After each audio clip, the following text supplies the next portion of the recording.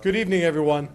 Welcome to the January 2015 meeting of the Fairfield Board of Finance. Would everyone please rise?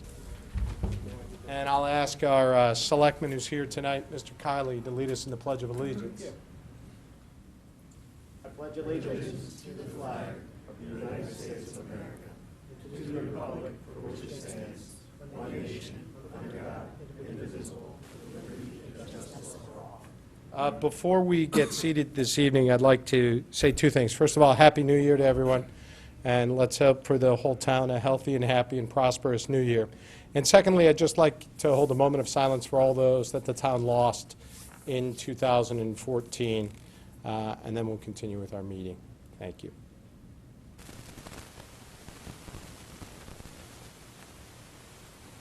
Thank you very much. Before we start with the agenda for the meeting, I'd like to take this opportunity to welcome two new members to our board, Mrs. Tara Cook-Lippman and Mr. John Matola. Welcome. I think you'll find this board is fun, depending on your definition of fun. Certainly welcoming, lots of good discussions, lots of good people. I've said a number of times I'm proud to be a member of this board and be among them. Some of the ground rules, there's no such thing as a stupid question. So we might make fun of you, but it'll be done in good humor. And in all seriousness, we rather the questions be asked and answered here at the table than you not get the information you need to make a good decision or what you feel is a good decision. When it comes to our discussions, we're pretty informal. We have always been a board that's prided ourselves more on substance than form. So feel free to raise your hand, and these guys will smack me if I don't see you to make sure that we recognize you and you get your questions or your comments answered or entered into the record. And I don't know if anybody else has anything that they'd like to say, but we look forward to working with you. We know your reputations, your past work, and we're sure you'll be great additions to this board. And it goes without saying that you have big shoes to fill as well. So with that in mind, we have 4 items on our agenda tonight to hear, or rather to approve the minutes from our quarterly meeting and our regular meeting, of which our 2 new members can abstain. Number 2 is the Penfield Pavilion Part 3. To hear, consider, and adopt a bonding resolution appropriating funds for the repair of Penfield Pavilion and authorizing the issuance of bonds to finance such appropriation. We're going to hear a brief status report on software licenses from the Chief Fiscal Officer of the town, and then any other communications. I do have one item on that relating to a scheduling conflict for February that I'd like to run by the board. With that, anybody have any questions, comments, concerns? Seeing none, we'll go to item number 1, and that's to approve the minutes. We'll take these separately just in case somebody was absent. To approve the minutes for the quarterly meeting of the Board of Finance from November 18th, 2014. Do I have a motion? Mr. Brown, a second. Mr. Walsh, this item is before us. I have a question and a potential change. Sure. The first question is regarding, we got presented the town's under number 1 on page 1, the town's pension and OPEB funds. Mr. Flynn, you had asked for a follow-up regarding some questions regarding domestic equities and private equities. Yep. Did we get those answers? I have not gotten answers on those yet, so that is something we can follow up on, and we have our quarterly meeting coming up next month. All right, I think you wanted to follow up why Mr. Vahey wasn't present. Correct. Did we get that yet? He was not aware of the meeting. Okay, all right. And then on page 2, the second full paragraph, which starts with my name, if we could just change the 1.5 M to put a dollar sign and just to put and capital M to be consistent with the other ways we write million. All right, so It's not a big deal, but it's not a big- just to be consistent. Other than that, I'm fine. Anybody else have any questions, comments, or concerns on this item? All in favor of these minutes? Opposed? Abstentions? 2 abstentions, the rest approve these minutes. We'll go to the second minutes. Can you, regular meeting of the Board of Finance from December 2nd. Mr. Brown, second, and Mr. Walsh. These minutes are before us. Questions, comments, concerns on these items?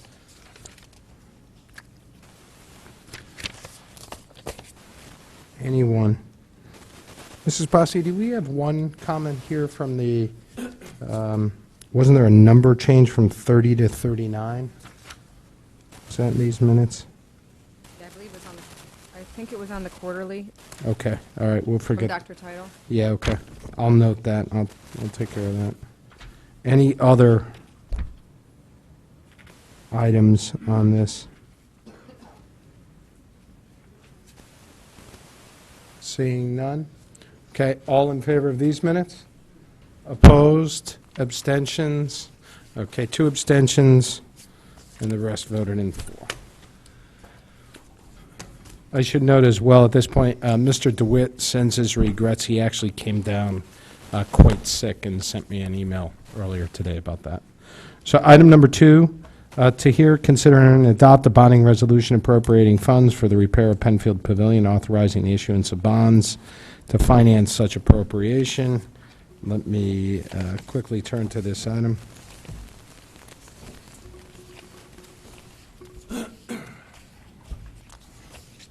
Okay, I'm going to read this, then I'll ask for someone to put it before us. Resolution appropriating $6,028,709 for costs associated with the repair and restoration of Penfield Pavilion, and authorizing the use of $1,750,000 of insurance proceeds to fund such appropriation, the issuance of bonds to fund the portion of such appropriation not funded by insurance proceeds. Can I have a motion on that one? Put it before us. Mr. Brown, seconded by Mr. Walsh. The item is now before us. Mr. Bradley, welcome back. Please come on up. We have Mr. Bradley, the chairman of the building committee. We like him so much, we've seen him 3 times. And Mr. Mayor, you're going to be an integral part of this discussion. So this was a holdover item from past meeting. And to be clear, I believe there were 3 items that we had to follow up on. Number 1 was any additional information received from FEMA or any more clarification of what we might expect from FEMA as regards reimbursement or attending issues. Number 2, it was our understanding at the time that it was proposed that there was going to be a proposal to the Board of Selectmen for a report to be delivered by the Flood and Erosion Control Board. I'd love to hear any status update on that. We did get some information directly from that board's chairman when he attended this meeting. And the third item was some better clarification regarding another option, which was option 9, which was a smaller footprint build-out of the pavilion and some outside walkways on Jennings Beach, on Penfield Beach, and my hope is we have some additional information on that.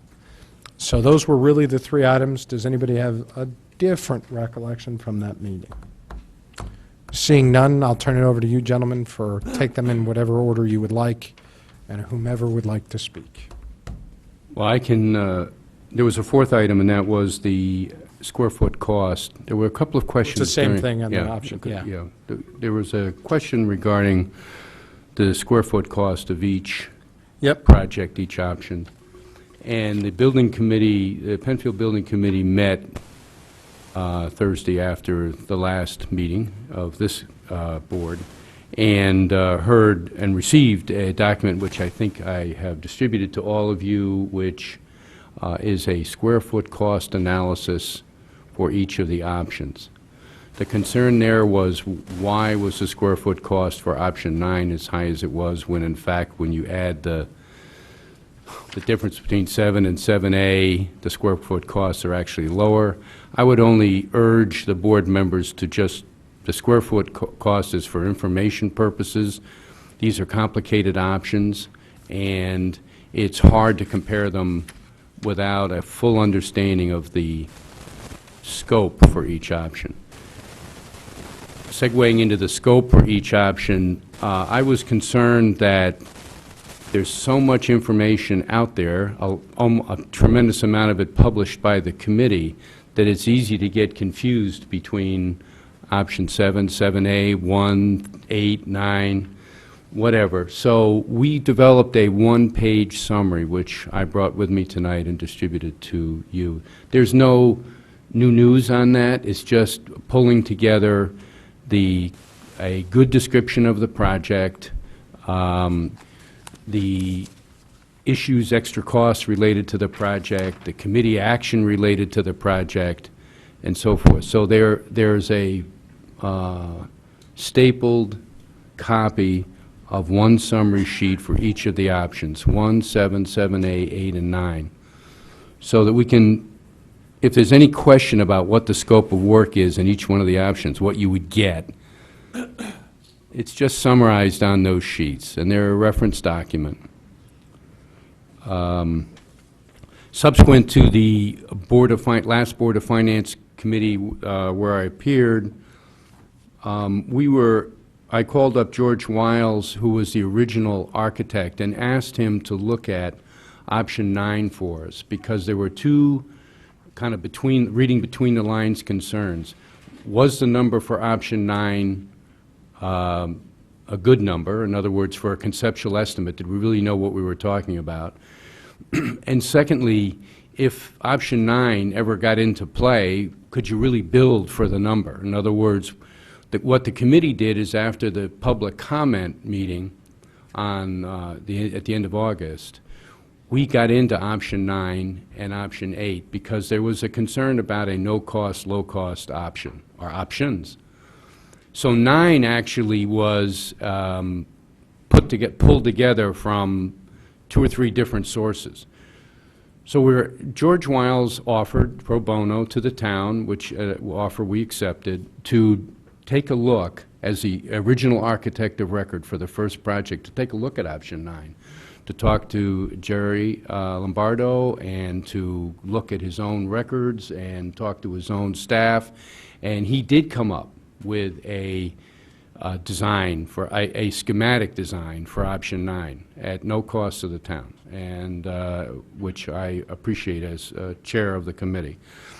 He then estimated the cost of option 9, and then I gave that information to my committee, and I also gave it to Shawmut, the construction manager.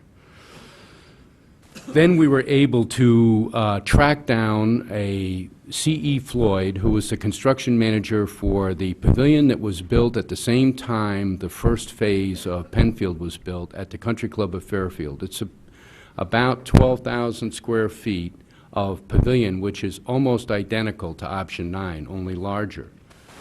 So I tracked down the construction manager, the guy that was on the job and managed it, and we were able to get their costs from 2010 and then crank them up with inflation for each of the intervening years till now, and also a factor for the size of the project, because ours would be 7, depending on the way you look at it. Let's just call it 7,000 square feet for the moment on option 9. And that building that is currently on the beach at the Country Club of Fairfield is larger.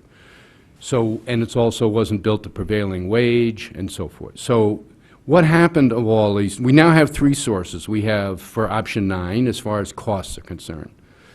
We have a building that was already built in 2010, which scope and program almost identical, on piles to FEMA requirements, snack bar, big porch area, men's and women's restrooms, showers, changing rooms, lockers, everything that you would want, offices, family changing room, everything that you'd want for an option 9.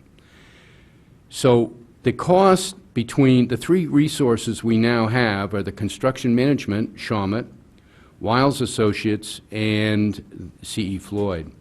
And it turns out that the construction manager's number of $2.8 million is simply bracketed by the Wiles Associate number adjusted to $3 million and the C.E. Floyd number of 2.7, or actually 2.8. So that exercise in the intervening period here, we now have 3 sources for a conceptual estimate and a conceptual design, and it all seems to focus on 2.8. Which is a number that's before you as far as option 9 is concerned. So our input tonight is simply limited to the per square foot cost analysis, which you have, which was provided by the architect and Shawmut. Our report back on the option 9 costs, and then the summary sheets in a attempt to keep things straight from option to option. Thank you, Mr. Bradley. Before we go on to any comments from Mr. Mayor, are there any questions from board members on these documents or on Mr. Bradley's comments?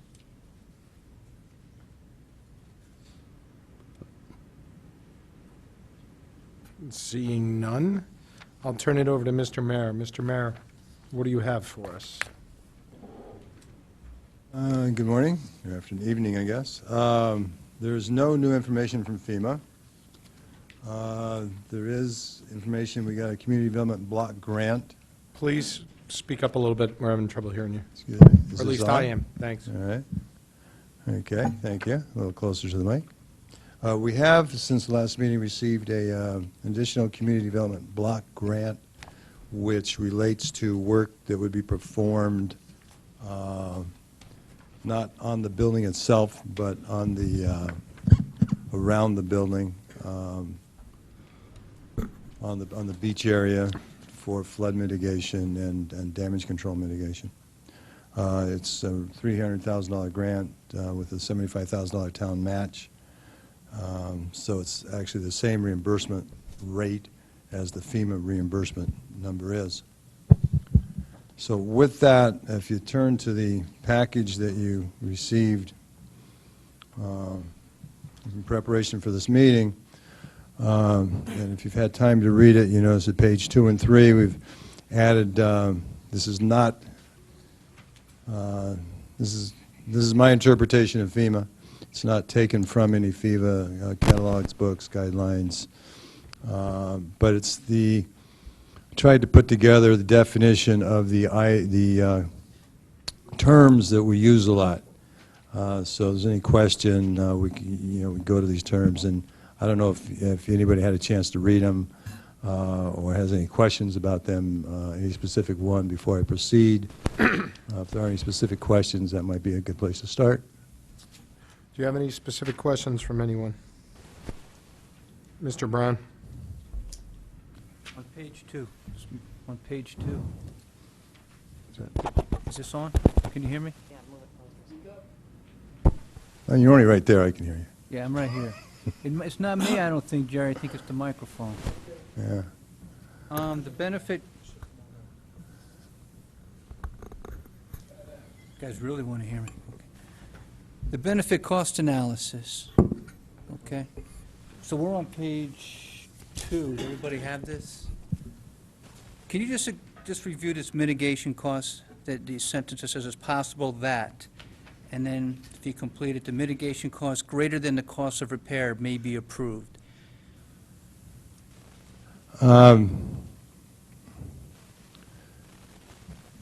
Let me reread it quickly. The No, I BCA can read it. What is No, I it? said What let is me it? reread it quickly. So Okay. just, the BCA calculation incorporates the economic impact of the town from the loss of revenue to the town, local businesses. Generally expected, the BCA will increase the likelihood that the town may satisfy the 50% rule. The 50% rule, which is explained in the next paragraph, is basically the rule that if the fraction of the approved repair cost divided by the FEMA calculated replacement cost is greater than 0.5, then the town may receive up to the total calculated replacement costs towards the town's reconstruction efforts, as opposed to cost reimbursement. It would be just, there would be a number calculated, and that number, the town would have access to that amount of money as long as the monies are spent for the community good.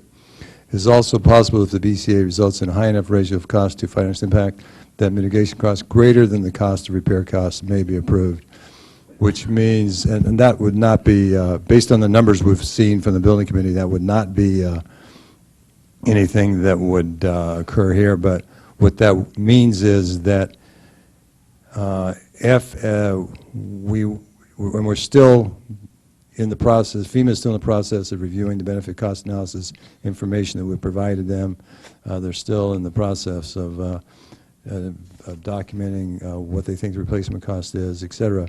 So, but if we got to that point what this says is then then they would calculate a number. That number would be greater than the $6 million number that we have on the table right now. And when the committee and the building committee then went, when the building committee then went to repair the building, if there were things that they came up with that would be further additional mitigation, concepts and ideas that are not in the current proposal, those could be submitted to FEMA, and FEMA might well approve them up to a point that's even greater than the cost of the repair. So it just means that there's a possibility for more money up to a certain amount. And we would know when? As we were building. Basically, they would give us, yeah. Because if you look down at the bottom of the page, you know, generally it's 15% is the normal cost of mitigation under FEMA, unless it's a qualifying event. A flood damage is a qualifying event. So a flood damage, which Penfield qualifies for, you can get up to 100%. But if you end up with the 50% rule, as a result of the BCA analysis, you can actually go over the 100% for mitigation as opposed to just repair. But Penfield qualifies for the 100%. For the 100%, yes. Okay. Just, can I ask a question about FEMA? Please. Have we heard from FEMA? We have called FEMA, but FEMA has no new news for us. So over the past month, they've said, No. the information you have is the information, no new information? No information. Like I said the last meeting, I said we're expecting it in 30 to 60 days. It's been 30, and we're hopeful, but no. We were actually hoping that there'd be a big push before the holidays we'd get something, but it didn't happen. Okay. Any other questions on this specific document? Seeing none, Mr. Mayor, walk us through the Okay, so I go to the page 4. economics. Thank you. Now, again, an additional definition, there's two ways that FEMA has the potential to review whatever the town decides to do. One way is repair and/or improve, and those, of the options presented, those two options are on page 4. The second alternative is called an alternative project, and those options are further talked about on pages 5 and 6. So under repair and improve, and/or improve, the formula for calculating the FEMA reimbursement potential is the project costs minus any top-line dollars, i.e. insurance recoveries. There's, like, we have 2 community development block grants. The way the block grants are written, the first one we received for the $500,000 allows us to take that below the line and use that to as part of our 25% share of the cost. The way the second community development block grant is written does not allow for that. So that $300,000 must be deducted from the project costs to get down to the net costs for the purposes of the FEMA reimbursement calculation. What you see there for option 7 is $2,001,000, and for option 7A, the recommended option by the Board of Selectmen, is $3,479,000. Then the respective 75% numbers, $1.5 million for 7, $2.6 million for 7A. Okay, then, how much does this cost the town? So basically, you have the 1.5 million. You have the 4 point, just go through 7. Well, let's go through 7A. You have the $6,028,000.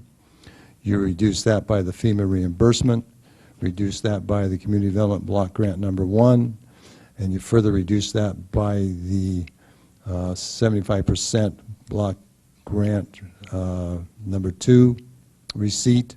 So you get a total town project cost of $2,693,927. The net cost is what I'm calling the net cost, that we know the insurance money is in the bank, but theoretically that money was received to repair the building. The net cost of the town for option 7A is $943,927. That equivalent number for 7 is the $574,000. So $359,000 more for the additional lockers that were added in. Correct. Okay.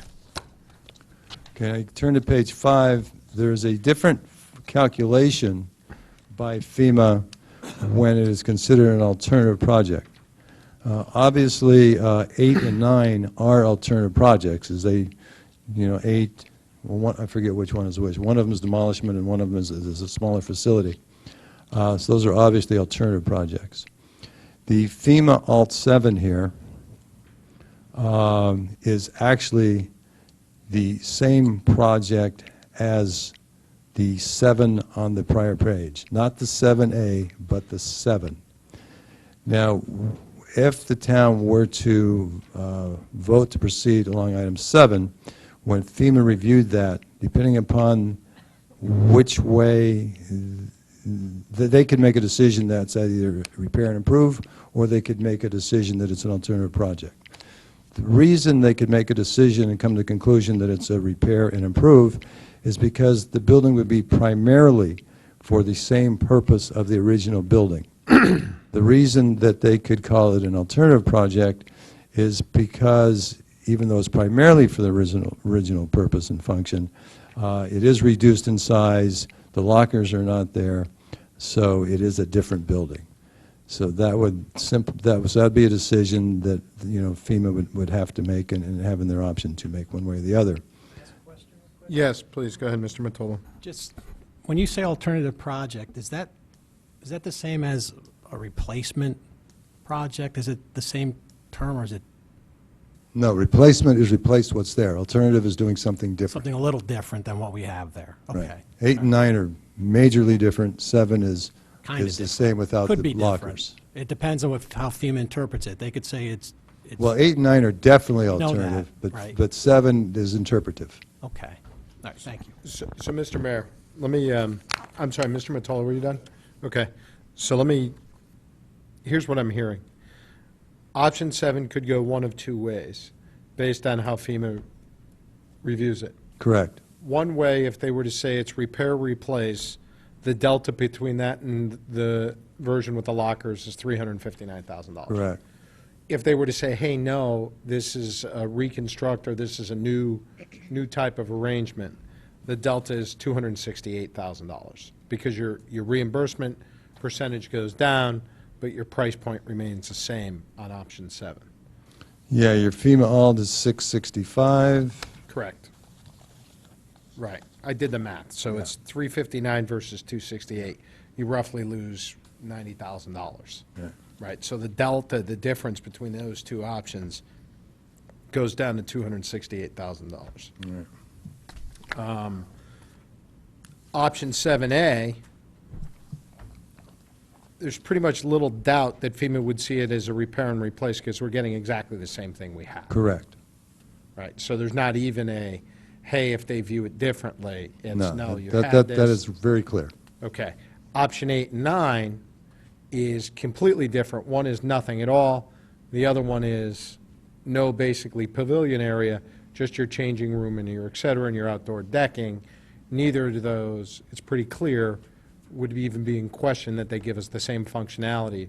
Therefore, it's not repair and replace. Is that correct? That is correct. Okay. Is that clear to everybody? Okay. All right, so what we have on page 5 is the calculation under an alternative project. Now, the project cost that you see there is not related to any of the building committee's numbers.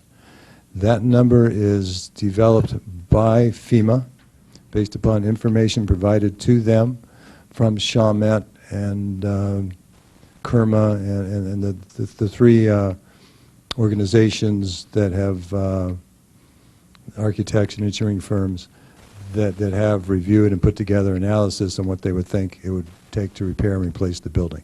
They have come up with a repair estimate that's preliminary. It hasn't been signed off by top management, but $4,588,000. The reimbursement formula for an alternate project is you take 90% of that, and then you reduce that by your insurance money or any other monies, and then you multiply that number by 75%. Would you The reduce reason it- the $300,000 Community Development Block Grant is not shown there is because the $300,000, the work that is being paid for by that block grant is not incorporated in the $4,588,000 number, because it is site work versus building work. So then you turn to page 6, and you have the calculation of the net town funding for the projects 7 FEMA Alt, 8, and 9. And you go to page 7, and I don't know if Mr. Lombardo wants to step to the podium. These are then to prepare an evaluation of the long-term cost and return to the town of building versus not building, or building different kinds of options. We asked the Parks and Rec Commission to provide us with their estimates of the revenue and expenses that would be realized under each of the building options that we're looking at here. 7, 7A, 8, and 9. Mr. Lombardo, can you please come on up? Thank you for being here again tonight.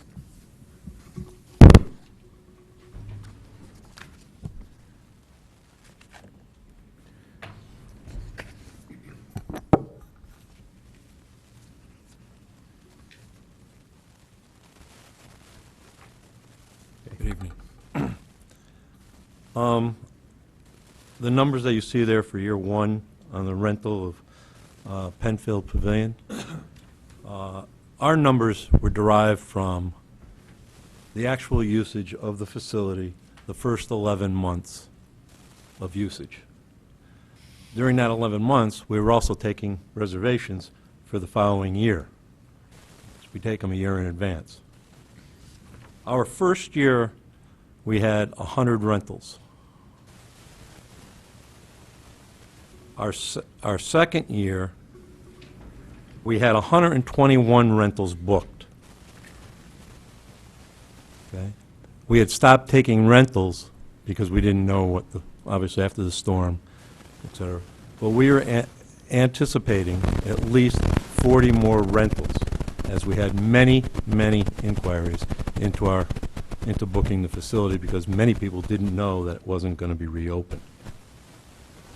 That's how I came up with 160 rentals for our second year.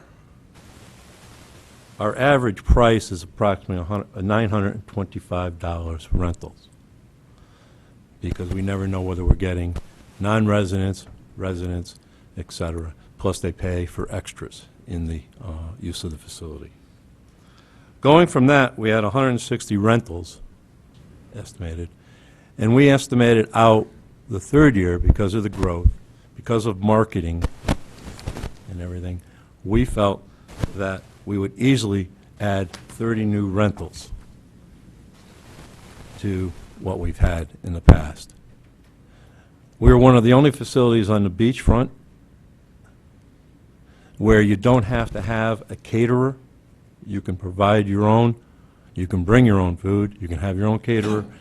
So the price is an attractive revenue source for us and for the person that's renting it. That's how we derived our numbers for that. As far as the changing rooms, obviously, under 7, we didn't expect the changing rooms to come back, because, as stated earlier, and I don't think we need to go into it, is that we didn't know if we were going to have the change rooms. But that brings in $38,000 a year on average for the 203 lockers that we have there. Those rates have not been raised, nor has the rate for the rental of the facility. So those are all things that could be viewed by the commission as we move forward. The concession fee is a bid item. When the building went down, obviously the concessionaire only really got 1 year out of the facility, not even one summer. I'm holding him to his numbers as we go for year 2 and 3 of his contract. That's how we derive those numbers, and then once that contract's up, we would rebid it. The parking revenue, if I took an average over the last 4 years at Penfield, it'd be higher than what I am showing. It's $68,000 a year. We don't believe we'll reach that because this past year we did raise our rates for daily parking. And we saw a decline in the revenues. And we did that so we had, for several reasons, but make it more attractive and parking room for the residents. That's how I came up with the revenue stream.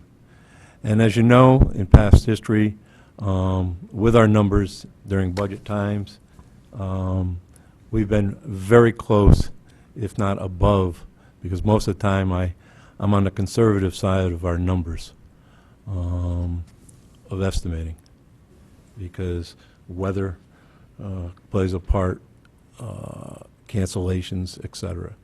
So we try to, when we anticipate number of rentals or any of the program fees that we do, I guess we are very conservative with our estimates. Our expenses are from past history also, is that we had the facility in 1 year.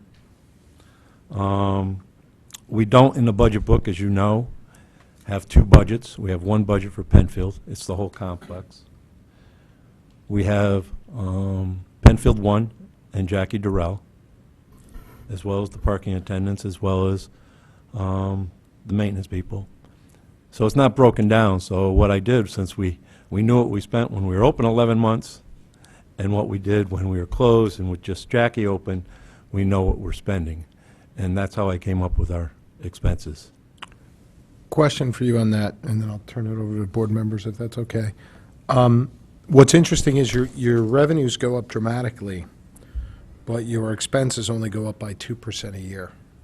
Can you speak to that a little bit? Because on the face of it, that seems a bit odd. Yeah. Well, you have to understand, first of all, our expenses, which is mainly the wages, is all seasonal employees. There's no full-time employees down at the facility. We only put people on when we have a function. Okay. Or what we started doing is had a part-timer that would come in if somebody wanted to see the facility. They would show it. But that's why our rates are what they are, our increases. Well, time out. If your number of rentals goes up year over year, why wouldn't your wages and salaries go up more dramatically year over year if you have to staff those things? It seems that they'd be... Well, I did Okay. increase that year 2 by the number of rentals that we anticipated in our forecast.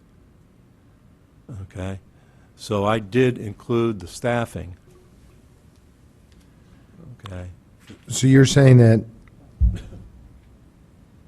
doubling the number of rentals, essentially, from year 1 to year 2, only results in a $6,000 increase in salary and wages from year 1 to year 2? That's the way we viewed it. And the other thing is... How? Just explain that to me. What's the number of hours? How's the math work on that? If you Well, don't mind? we use about, let me see if I have it. I believe it's about $12 an hour when we did it. And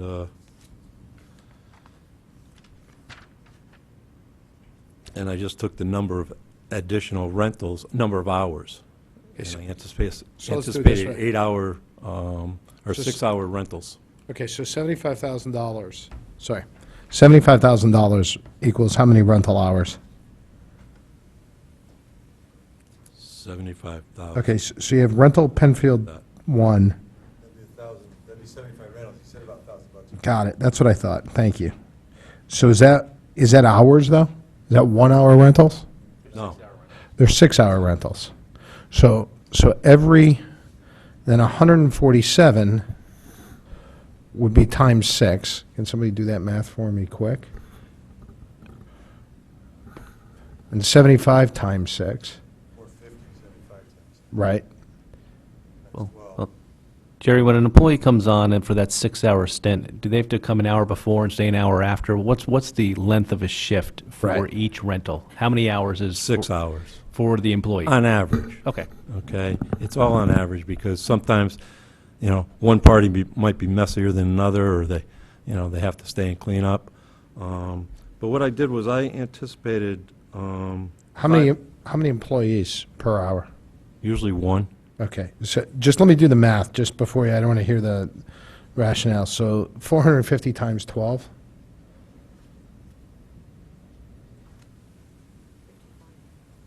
$54,000? 5,400. Okay, sorry. Why did I say 1,000? Okay, 900 times 12 equals 10,800. Okay, so you're saying that of the 46,000, I just want to make sure we're on the same page. Of the $46,000 in salary and wages under year one, only $5,400 of that is related to the rentals for the pavilion. Yes. Is that correct? That's what I'm saying. Okay. So that in year two, 10,800 or $5,400, $5,400 more. I estimated $5,000 more. for So rental where, parties. so what is the other $40,000 in cost related to those?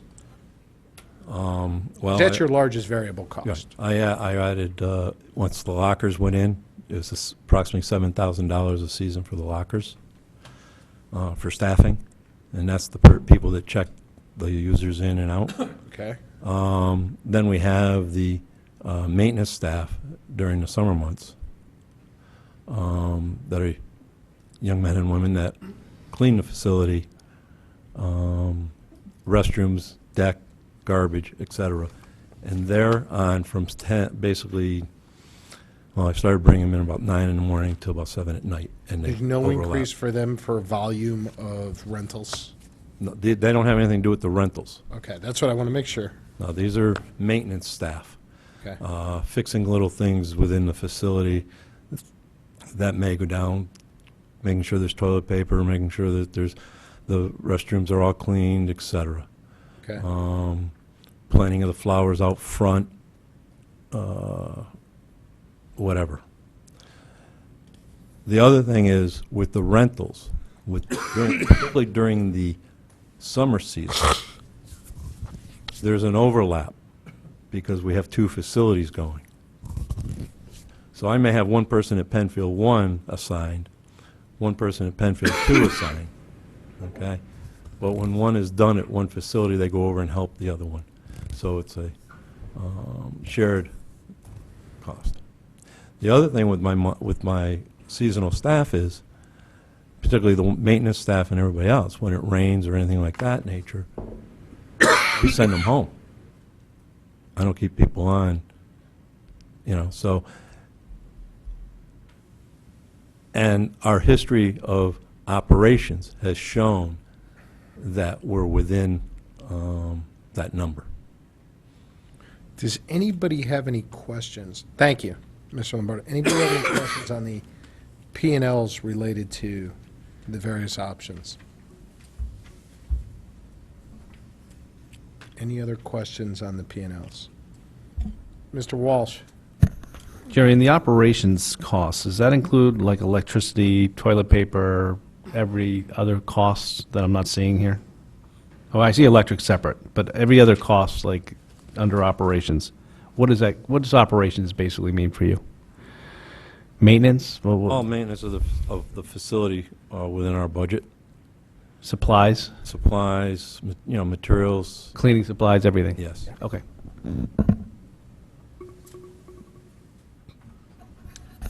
One other question. In regards to the rentals, the rents, so say between year one and year two, the rentals have doubled, but your electricity costs only seems to go up by $250. If this place is being rented out for that many more times, wouldn't the electricity, you think, go up at least at Yeah. 6-hour shifts, or? Again, I only went by what we did the first 11 months in Okay. the electricity. I really didn't, we didn't look at Okay. that aspect of, Because that room that you rent out has central air conditioning, right? yeah. So if it's hot enough, people Turn have the that on. right to have that central air conditioning beyond during those 6-hour shifts. Correct, and that would be the biggest draw in that room. The other thing is, during the summer months, July, well, basically from Memorial Day to Labor Day, we don't rent it during the day Mm-hmm. because of the beach going. We start at, 7, 8 o'clock at night after the beach people are basically gone, so that we're not really interfering with the beachgoers. And we don't have the parking to facilitate the two functions. Okay. It just seems like that electricity number would be a bit higher if you're doubling at least. Yeah, I would hope my own home electricity would stay the same way with that $250 increase if I was doubling my usage of the building. I think we went up 2% on that. Okay. Okay. Any other questions on the P and L related to this? Mr. Becker? Thank you. So the parking, how is that working now with the out-of-towners? If somebody rents a facility and they've got a lot of out-of-town guests, you're saying it's in the evening, do they get dinged for that $50? No. So you manage around that, so you're not Yeah, worried we that that's stopped gonna affect- collecting at 8 o'clock in the evening, but if they're going to a function, they're given a card at the gate. And Okay. That's all. Thank you. All right, any other questions? If not, we'll go to the next schedules, which incorporate these schedules plus the building costs and come down to a net P and L. So I think, Mr. Lombardo, if you could stay put for a couple minutes, and we'll turn it over to Mr. Mayor. Right, so that takes us to page 9.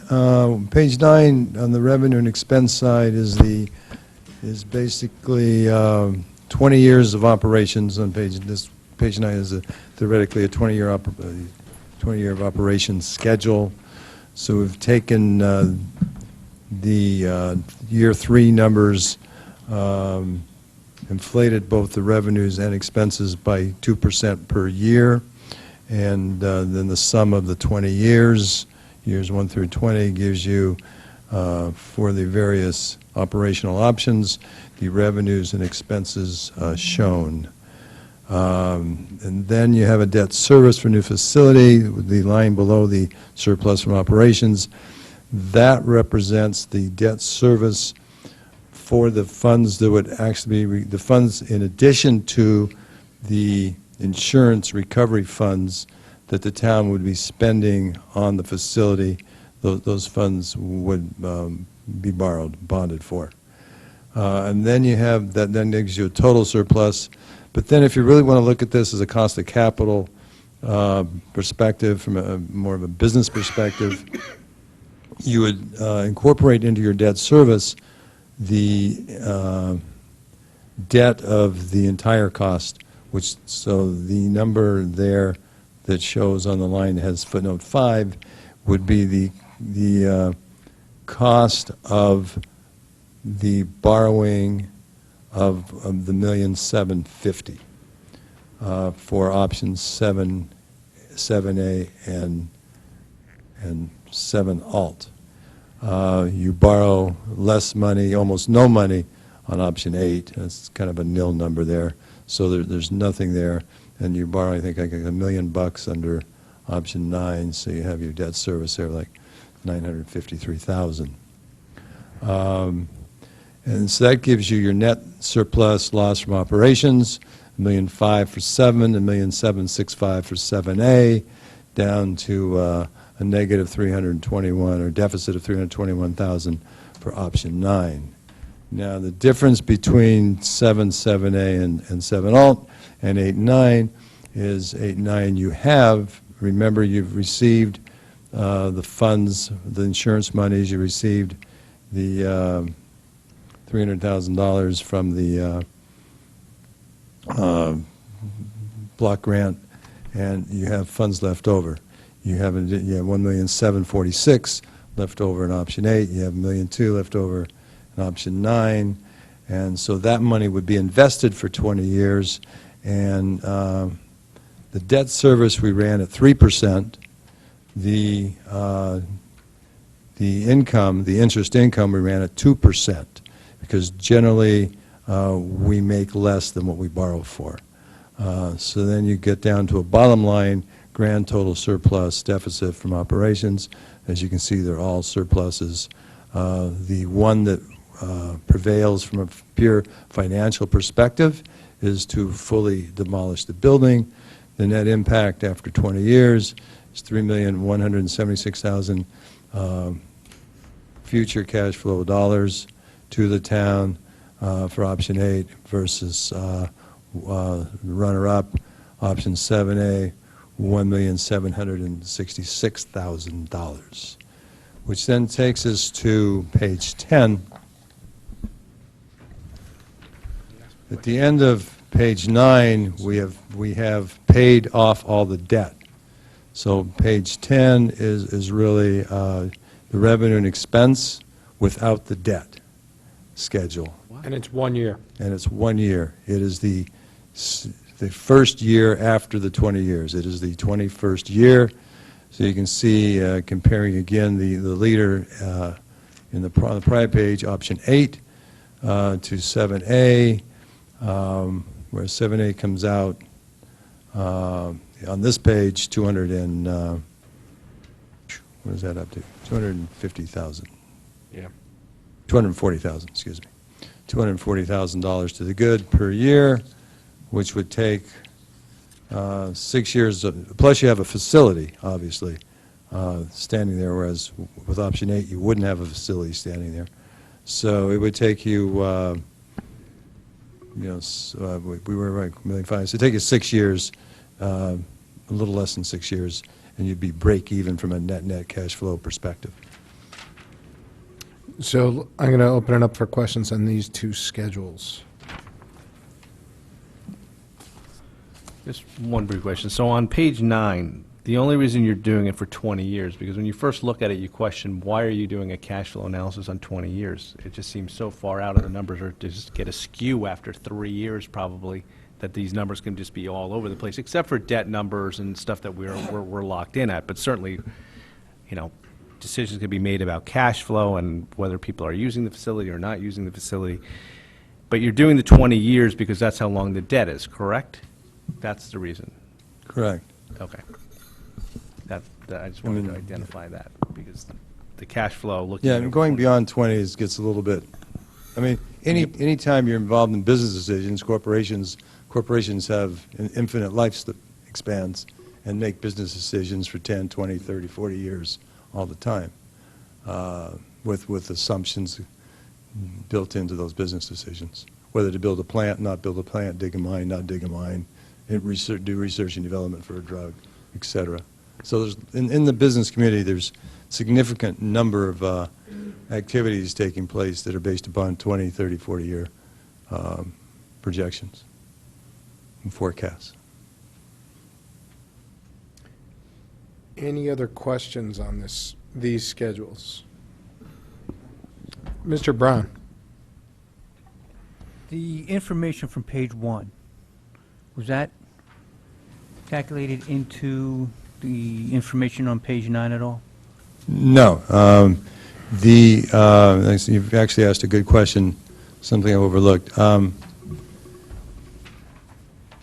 Basically, page 1 shows some information, what the building cost to construct, the dates the debts were issued, the date bonds were issued, the debt service, and how the $4.6 million that the building costs was paid for.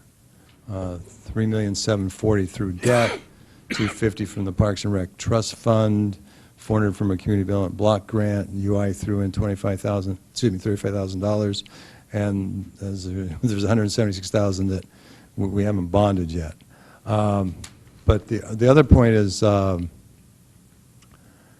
that since the building has been destroyed, since it was destroyed, proper tense there, since the flood, since the storm, the town has spent approximately $400,000 on engineering, architectural, and other activities in developing the numbers that the building committee has presented to you. The numbers on page 1, plus the $400,000, which is reimbursable by FEMA at the 75% level, are considered, from my perspective, as sunk costs. You make a decision today based upon the money that's going to be spent from today forward and the revenue expense generated from today forward. The monies here on page 1, plus the $100,000 net cost of the town of the $400,000 that's been spent, that we got to pay regardless of which option the town proceeds on. The only difference with that is that they're sunk. But if we do nothing or we tear the building down, we're still paying that and having nothing, correct? That's totally correct. As opposed Definition to of sunk doing one of the costs. other options and the whole town getting the use of it. Correct.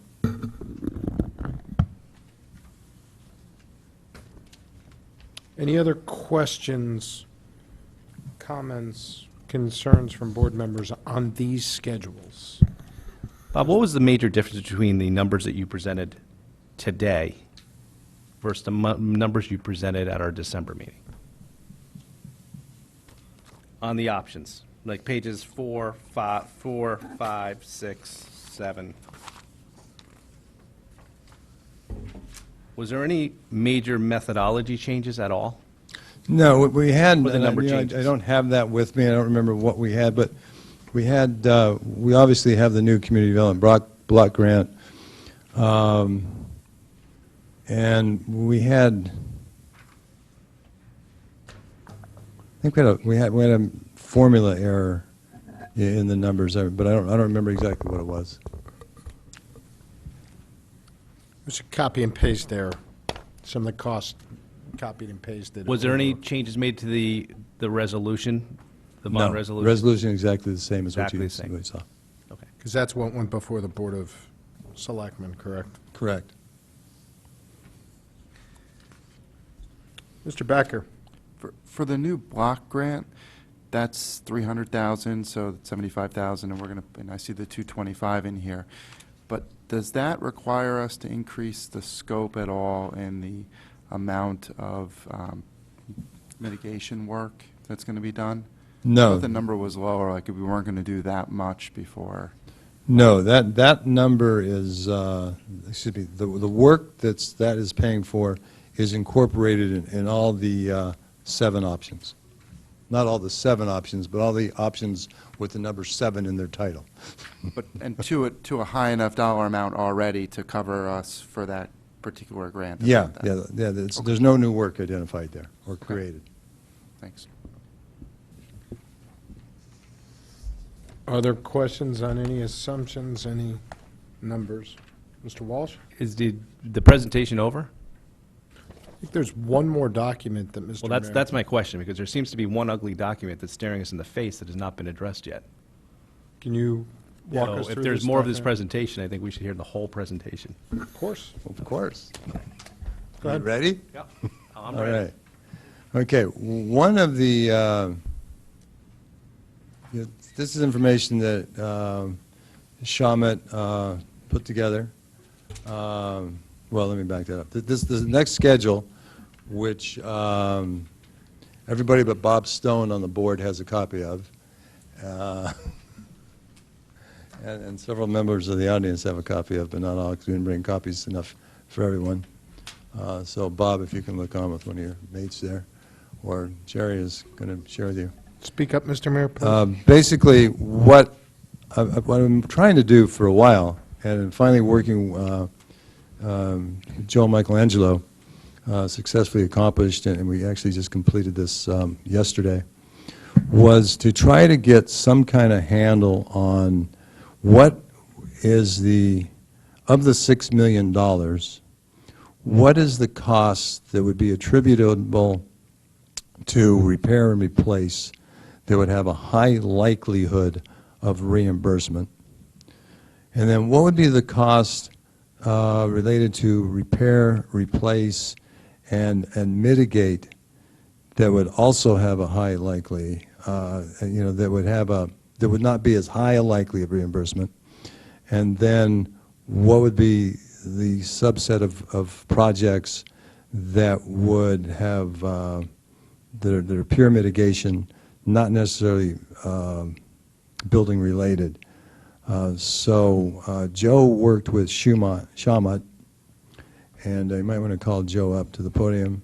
And we divided the project into three sub-projects, if you will. The first sub-project, in-kind repair and replace, which is basically finished the first floor elevation, everything above the first floor. It includes demolition. The second category was all work below the first floor. And then the third category was site work, not related to the building itself, but related to the beach bulkhead, et cetera. This third subset is also the subset that the second Community Development Block Grant relates to. So Joe worked with Shawmut to produce numbers in those three categories. And you can see that the repair and replace, $3 million, work below, $2.4 million, and then site work, $538,000.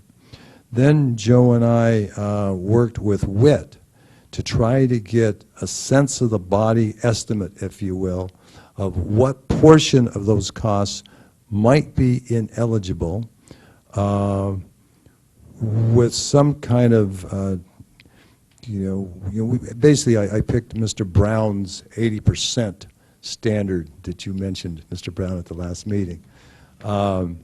So within some kind of 80% confidence level, as a result of that conference call among the three of us, it was determined and that 5% of the $3 million was probably likely, possibly ineligible, 15% of the $2.4 million, and 65% of the 538, which then multiply those percentages by the cost of those stages, and you end up with a potential ineligible amount of $867,000. Now, I'm going to let Joe talk about it a little bit more, but before this, all the prior numbers that we've looked at have been based upon one assumption and ignored two possibilities. That one assumption they've been based upon is that all the numbers would be eligible for reimbursement. They've ignored the possibilities that some of the numbers would not be eligible for reimbursement. That's what this schedule does. The other alternative and possibility that it has been ignored, is the, and you go back to page 2, the 50% rule. If we end up qualifying for the 50% rule, then all expenses will be eligible, and this would not be an issue at all. So this is kind of in the middle, if you will. And so with that, Joe, did you want to make some comments on the estimate of the ineligible costs? Sure, and this is on the bottom of page 1 we're looking at on the second handout here. So this was done, once again, to try to give an estimate, a confidence level, so to speak, of how secure our 75% reimbursement is. So when you go through the Shawmut documents of how you're putting together this whole building for the $6.028 million, it's kind of cumbersome and complicated when you go through it. So we did not start out dividing the project into these steps, but as we went through several iterations, to many iterations, to simplify it, and this it seems like they were all in these three categories, the different parts. So if you think about Penfield Pavilion, from the first floor decking up inside the building, just like this building here, well, we went through all of our construction items, and as you go through those items, like the flooring, the deck and the locker side, the HVAC, the mechanicals, the electrical, the roof on top of you, all the equipment, just like this building in here, when you get through it, most of those items there are fairly fall into the category of in-kind replacement. We're not substantially adding stuff. We're not substantially changing the contents inside the material. And there are some stuff, and we could see how we got to the 5%. But as we went through the whole package of the $3 million that is from the floor up, there was about 5% of it that we put in the category that we were not absolutely positive or reasonably certain that we'd get reimbursed for. So that's the first step we divided the project into. The next step we did from the first floor where you're standing below, and that includes your floor beams, your columns that come up, your concrete grade beam, and your piles that go down. So we went through those items and what certainty do we have to get the reimbursement. And there we had 15% ineligible cost.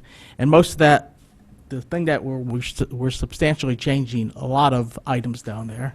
But basically the 15% is mostly weighted to the fact that we're changing from basically a wood beam structure below to a steel structure. And a lot of it is for our advantages, for constructability purposes, moving it back, and it gives us a thinner sandwich when we build the building. So that's something that, when you go through the FEMA process, not that we're going to deceive them, but we are doing that. There are several advantages for us to do it that way. But once again, we are improving the building, and we're going to fight for everything that's eligible. The least likely to get reimbursed, where it starts to get more and more gray, that they could legitimately say that it's not part of the building itself. If you draw like a little partition around the building, figure 4 feet outside of all the structural items that are not part of the building, just like in our houses, you could draw a little line that this is part of the building, that's not part of the building. That's where it gets less and less certain that they will include it for reimbursement. And obviously, we're going to argue that it's part of the project itself, it's necessary to that. And the counter to the argument is, if you're building a building in the floodplain and you elevate it to, the flood zone elevation and above, you really don't need much site work, just like if you were building on Birch or Edwards. So they may argue that a lot of that is, not necessarily part and parcel of the repair and mitigation project for Penfield Pavilion itself. And one of the benefits that the most recent community development block grant did is that is for work. Basically, if you look at the $538,000, basically that is where that $300,000 is part of. So that's one of the main benefits of that recent grant, is that the grant that we had basically secures our least likely to be reimbursed portion of the project if you go from medium risk to high risk. So that was the attempt to try to give you some idea of what we could expect as we go through the FEMA process. And once again, these cost numbers, when we sit down with FEMA, we'd be dealing with actual costs. We wouldn't be dealing with this construction estimate. So, there's some plus or minus with those from the Shawman estimate, but that's our projections that we're presenting tonight.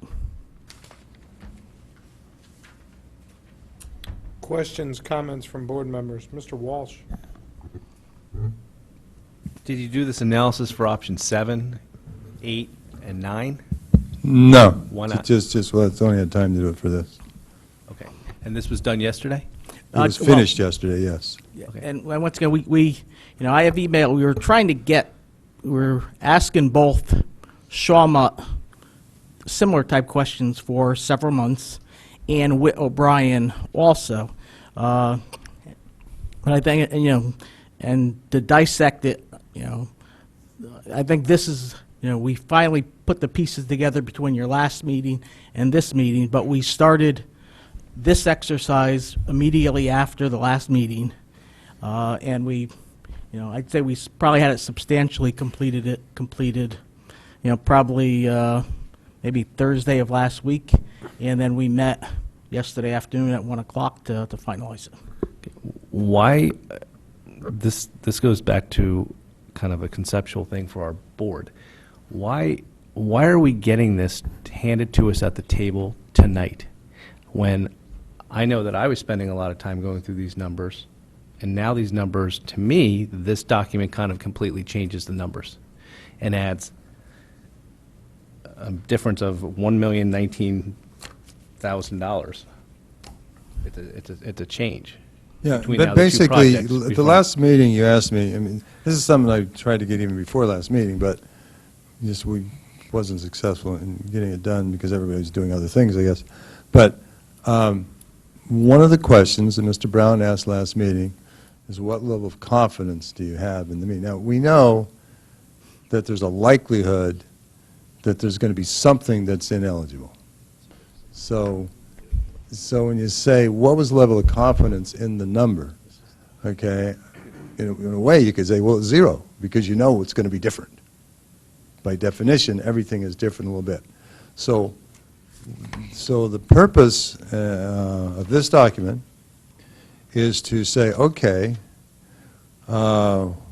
with a high level of certainty, this is the bell curve range, if you will, that the $943,000 cost that's shown up on page 4 would only be, or I don't know if only is the correct word, but would with a high degree of certainty, would be no more than approximately $600,000 greater. That's the purpose of this document. 'Cause I can say, based upon the work that Shawmut did, based upon the conversations and the work that Whit O'Brien have done, and based upon our conversations, our meaning Joe's and mine, Mr. Michelangelo's and mine, with Whit O'Brien, I can say with a high level of not certainty, but a high level of confidence, that this is the ceiling for the town's obligation, if you will. With respect to the others, it would require the same amount of work by Shawmut, et cetera, to pull together. But I would think for 7 and 7A, for 7, the other option, the ratios would be relatively the same. So, I mean, it's, Well- but no, we have not done the numbers. And when you go to page 2 of this document, you can see that there is a $800,000 difference at the end of 20 years between 7A prior and 7A 100% eligible, and 7A with a high level of certainty would not be of ineligible. We think is a conservative estimate of what the ineligible cost would be, which means, again, then, year 21 going forward, these numbers kind of are, I won't say meaningless, but you're now going forward just off of the numbers on page 10 of the prior document, where you have the 250 or 300, whatever that number was, difference in income coming from 7A versus the other option. Mr. Walsh. Well, two questions. First of all, I guess I have my first question, which still hasn't been answered, is these numbers were done yesterday. We're getting them tonight. We've repeatedly asked the administration, when numbers change before this body, that even if it's 2 hours before a meeting, that we get those numbers, so that when we come to this meeting, we can all be prepared, have a chance to review it on our own, and be able to deal with it this evening. So once again, we have a situation where something was done yesterday, and it was sat on for over 24 hours.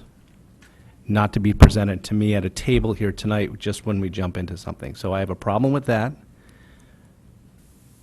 just because it's a continual issue that keeps coming up. Secondly, the fact that it wasn't done on option 7 is a problem for me, because how am I supposed to compare these two projects without having the number for option 7? Because what I have right now is, I understand that the numbers for 7 would change, I guess, in a similar way.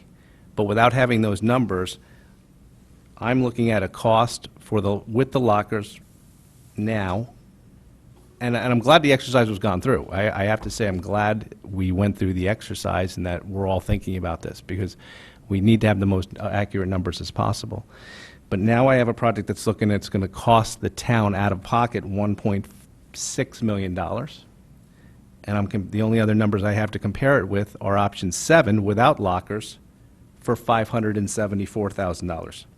A difference of $1,020,000 approximately, which then I compare that against the revenue I'm getting from the lockers of $38,000.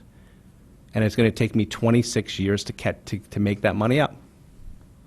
It's no longer this comparison that we went through with Jerry, where it was $300,000, we'd get a reimbursement of in approximately 6 or 7 years.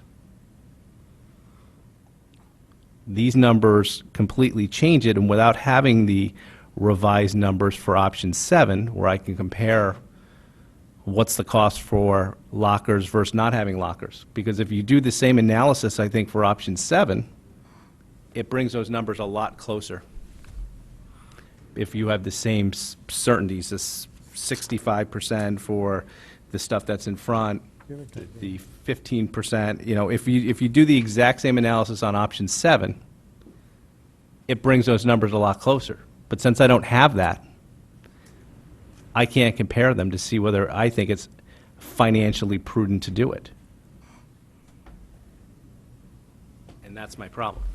I don't know whether any other board members have the same issue or not.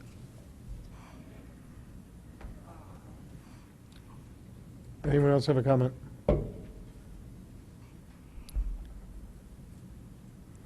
So, I'm looking at it another way. 651, which is the delta, Between what? divided by 943, which was the net estimated cost, right? Right? So our delta here is 70%, 69% on what this could cost. Is that, am I doing that right?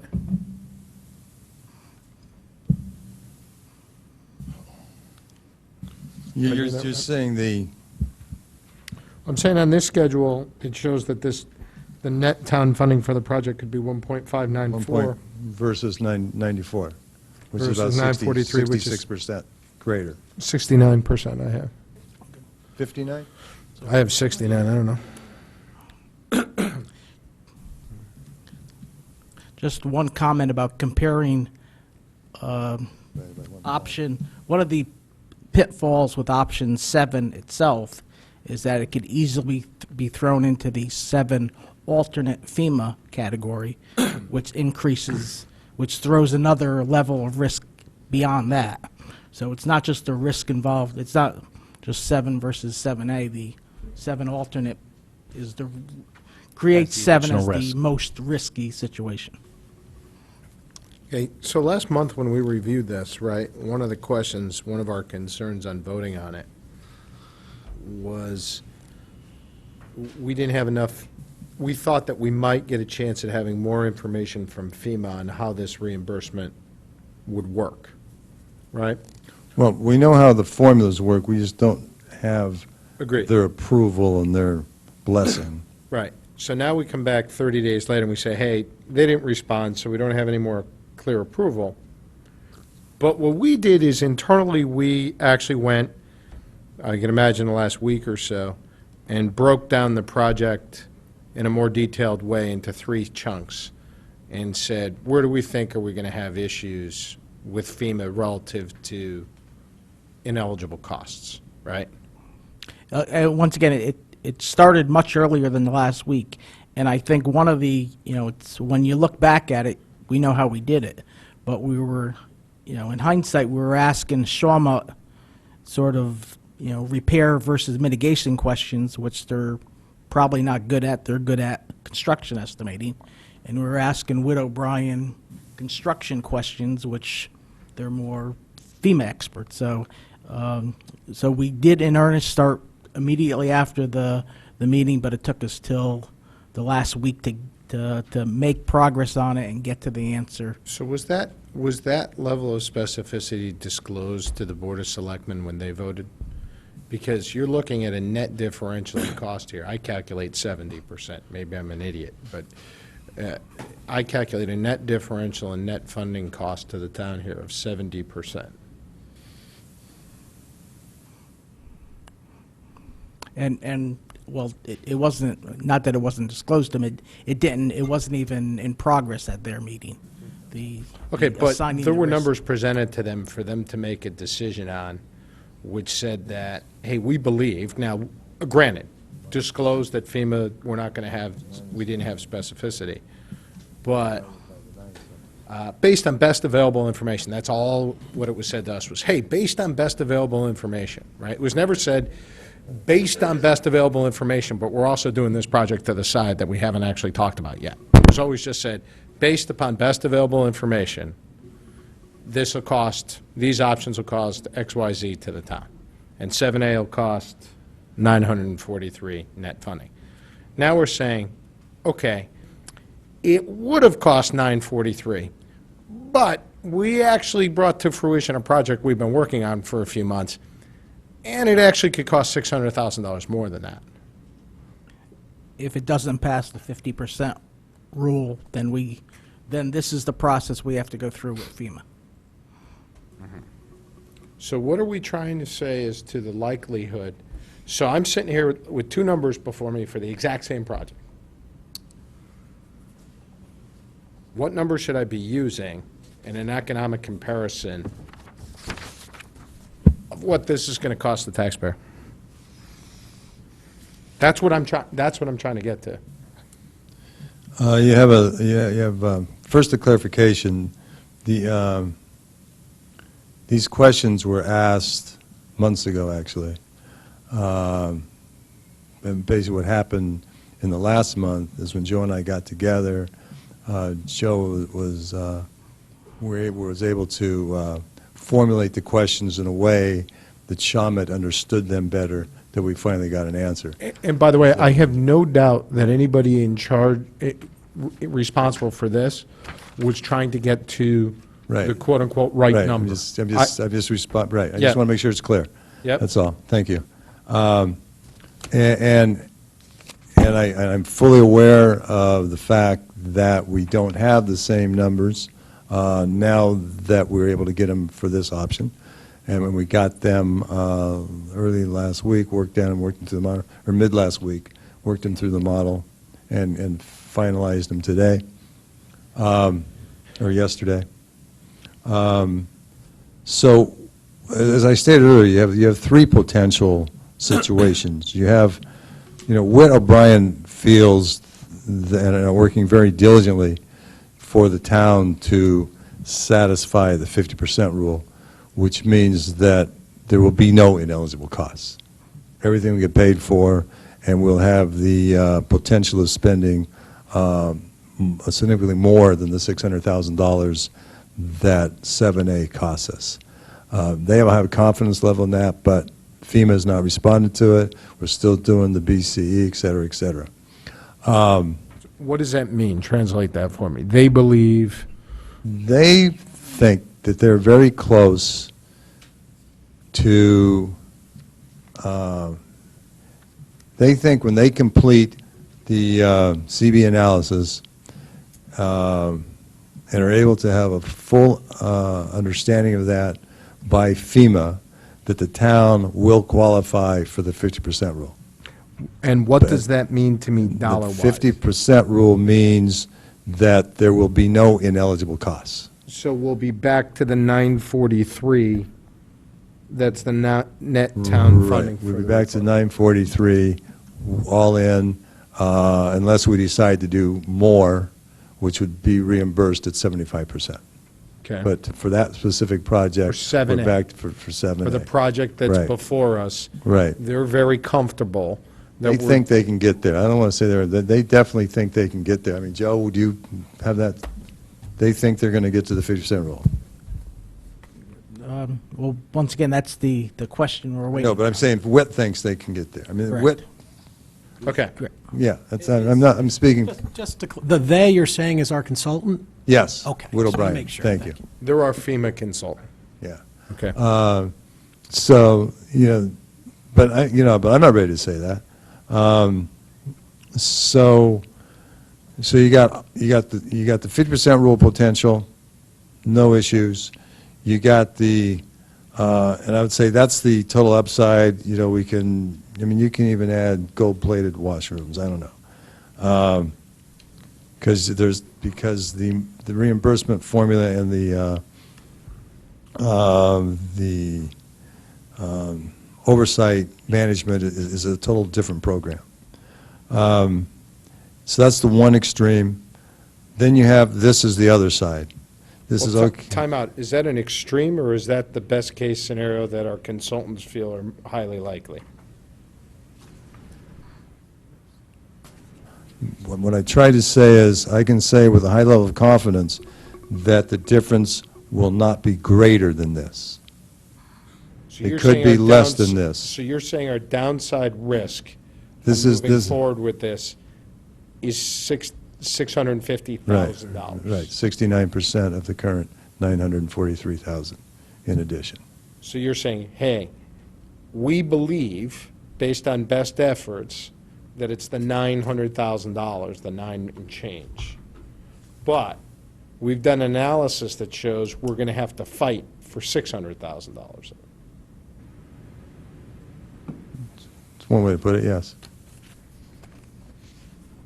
Okay. And then, of course, with this money at the end of the 20 years, you have a building that's fully paid for, that exists, that is producing X number of dollars in revenue. All the other Right, things. right. And going 7A, as I think Joe just pointed out, if you go 7A versus 7 alt, or just 7 period, you have the potential of FEMA saying that's a 7 alt. And then you're subject to that maximum formula, plus eligible reimbursement. Mr. Walsh? Let's stay away from the 7 alt for a second. If we just do 7, what is the likelihood, do you believe, if you did the same exact analysis for option 7, that number would be? Would I be making a good guess to say it's 70% more on that number as well? Because if I do 70% of that number, that raises option 7 to a total net funding for the town to $976,000. I'm not talking about alt. I want to address one thing at a time. I want to address option 7, not alt 7, option 7. What is your belief? The full, and Joe, work with me on this, please. Looking at back to page 1, Yep. okay. At page 1. Page 1 of the 2-page document. Page 1 of, what 2 The pages? the one that's just created this Oh, yep, current dialogue. yep. All right. All of the $538,000 that's indicated there under the third site work, not part of actual building, all of that work is also in 7, All right. okay? So that whole $349,000 would be the same number, All right. okay? So what you're then saying is you got the 5,500,000 left. Caitlin? You got 5,500,000 left versus on the other one, you would have 4 million left. Okay? So if you take the 363 plus the 153, you get 516. So you have approximately 10%, 9%. You have 9% ineligible of the Stage 1 and Stage 2, Category 1 and 2 there on the left. If you took that same 9% times the 4, you get $360,000. So you'd have 360 plus 350, so you'd have $720,000, excuse me, $710,000 that would be potentially ineligible under 7 using the ratio analysis compared to the $866,000. So it would be actually a higher percentage, I think. What's a total dollar differential, though? Is what Mr. Walsh is getting to.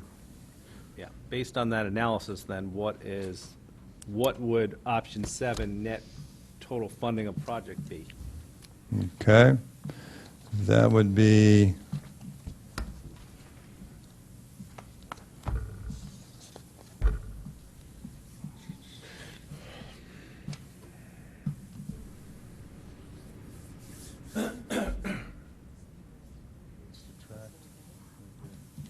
subtract the 700.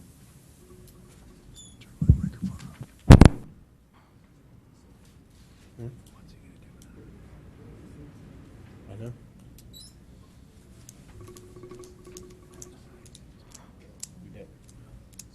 I'd like to hear it because I'm running out.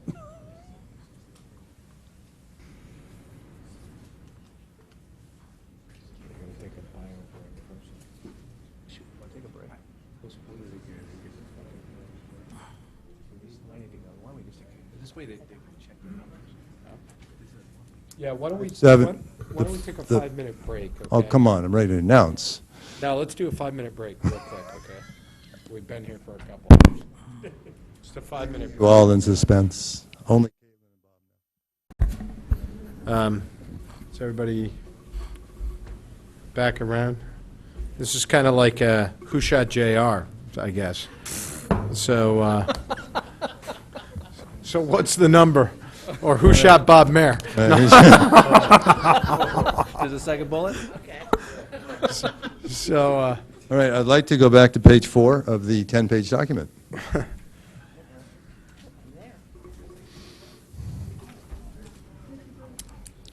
All right, looking at the numbers that are currently on page 4, for option 7, we have $574,346 for net funding, net town funding for project, $943,927 for option 7A. The new numbers, we'll have a difference of $370,000. The new numbers for option 7, $1,107,000. For option 7A, $1,594,000, a difference of $487,000. So the difference goes up by $107,000. Could you give me the number again for the new numbers for option 7? 1107. 1107.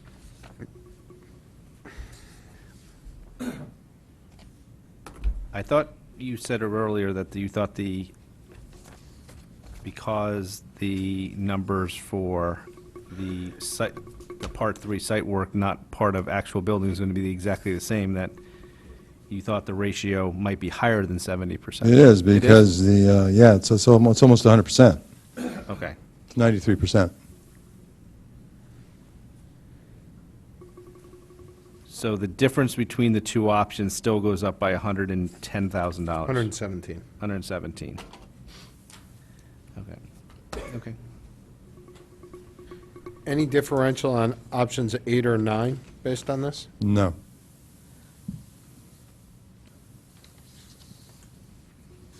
Well, I won't say no. I think you just You did. did.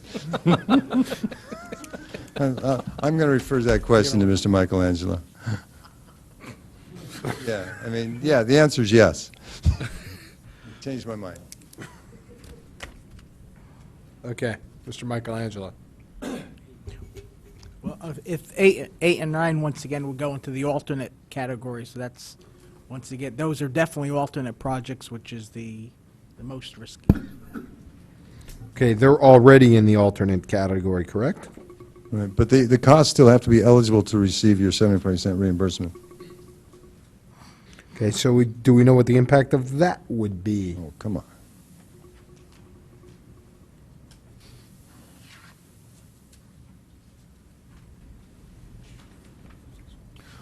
Well, you know, basic, I don't know.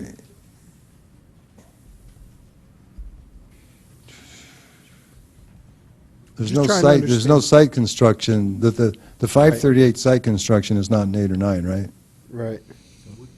So, small amount.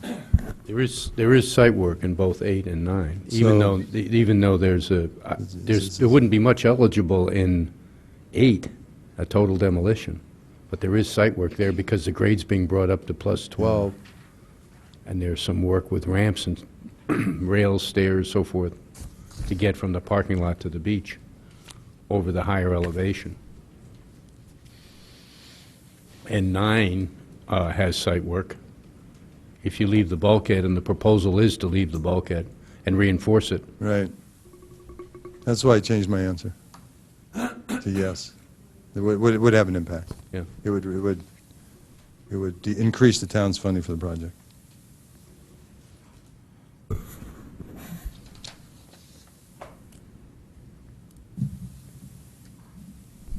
Any other questions from board members on this?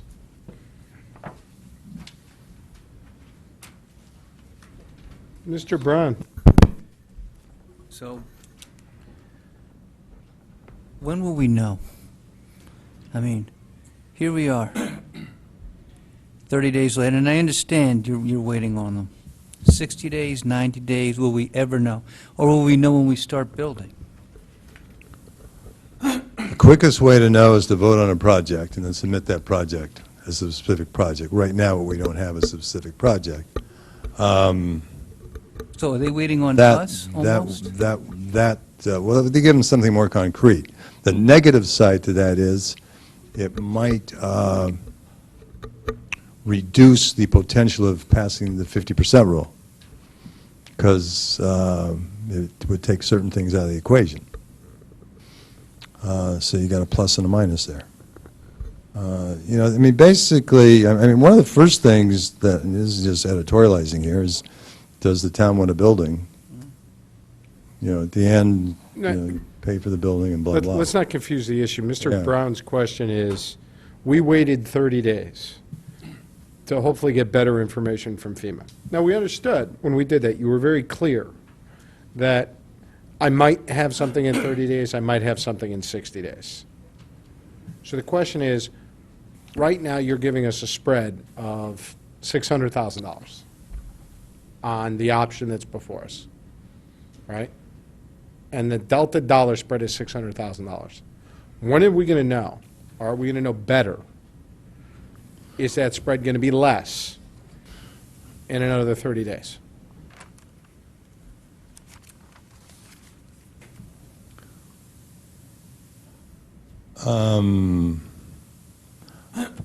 What we may know in 30 days does not relate to this exercise. What we may know in 30 days is the attitude of the FEMA level that we're discussing with, whether or not they think we satisfy the 50% rule. Because to know this requires submittal of the work plan, the detailed work plan, and which is, I don't know, which is a couple-month project in itself, which the building committee is not going to, of course, do, I wouldn't think, until the town made a decision which way to go. So the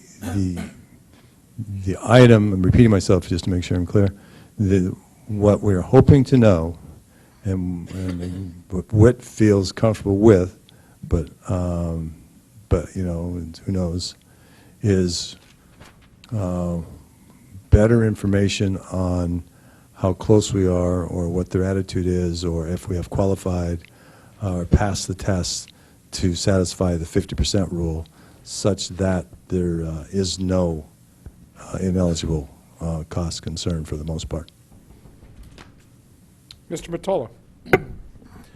So, you're giving us a lot of information, obviously, and I think what you said, Bob, first, is that our consultant is comfortable, fairly comfortable. There's absolutely no certainties here. I understand. I think everybody else understands that. But the consultant's fairly comfortable with the numbers under option 7A with respect to reimbursement. Actually, probably with all the options with respect to reimbursement. He's not 100% sure, but based on his experience, and I hope he has experience because he's a consultant in this area, he's assured you, or he's told you that he's comfortable with these numbers, understanding that he can't guarantee this 100%. Is that a fair statement? That's correct, and that the ineligible cost is fairly high level of comfort on his side that that would be the maximum ineligible. Now, I don't know if you can answer this question. Wait, Go ahead. you just qualified that a little bit. You said, yes, he's very comfortable that that would be the maximum eligible. Maximum number of ineligible. Ineligible. Ineligible. Okay, because I heard eligible, so that's what was concerning me. Actually, the maximum eligible could actually go up, right? Right. We've discussed that already. Yeah, yes. Are any other municipalities around here going through this same process, to your knowledge? I mean, I understand what this board wants to do, and what everyone in the town of Fairfield wants to do is have the exact numbers so we know what we're buying here. And in a perfect world, I would want that too.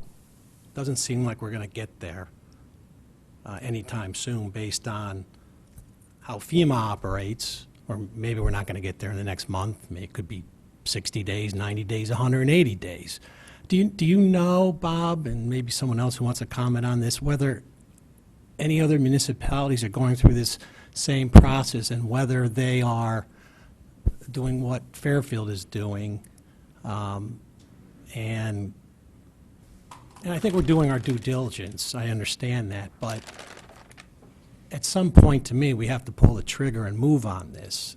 And I guess my question to you, are you aware of any other municipalities who are going through this No, process? I'm not aware, but that doesn't mean there aren't any. But basically, what happened in the early stage when there was clear that there was uncertainty as to what the town wanted to do, that a decision, though, had to be made on how to approach FEMA. So a decision that was made on how to approach FEMA at that time was to optimize the potential return to the town. So to optimize the potential return to town means to qualify for the 50% rule. So we have been going down that track. The initial, I hate to throw this number out, but I'm going to anyway. The initial calculation by FEMA, and Joseph, you have to help me here, was 49 point... Something, it was Yeah, 49. 49 point something. So then we've moved into the cost-benefit effort process to try to move the 49 point something up to 50 point something.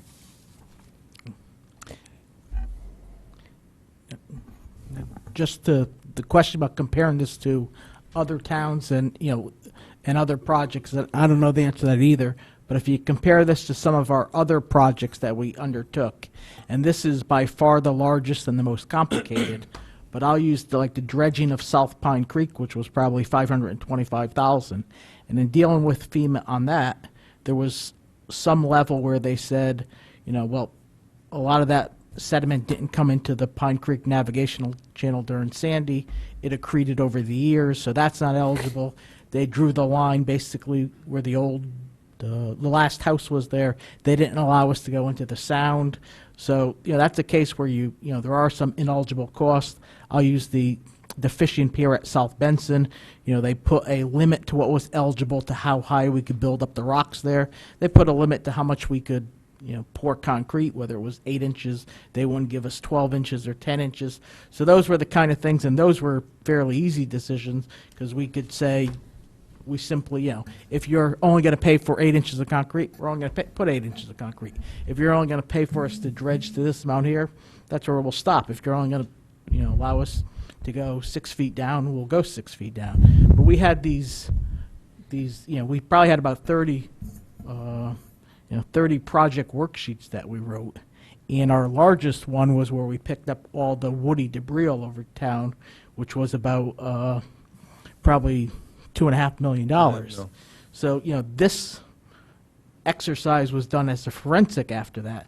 And I think we probably came out to about 96% of our total costs were eligible, and we got 75% of that. So it's a different animal, but in a sense, we did it for, for probably $8 million worth of projects that came from October 29th till today.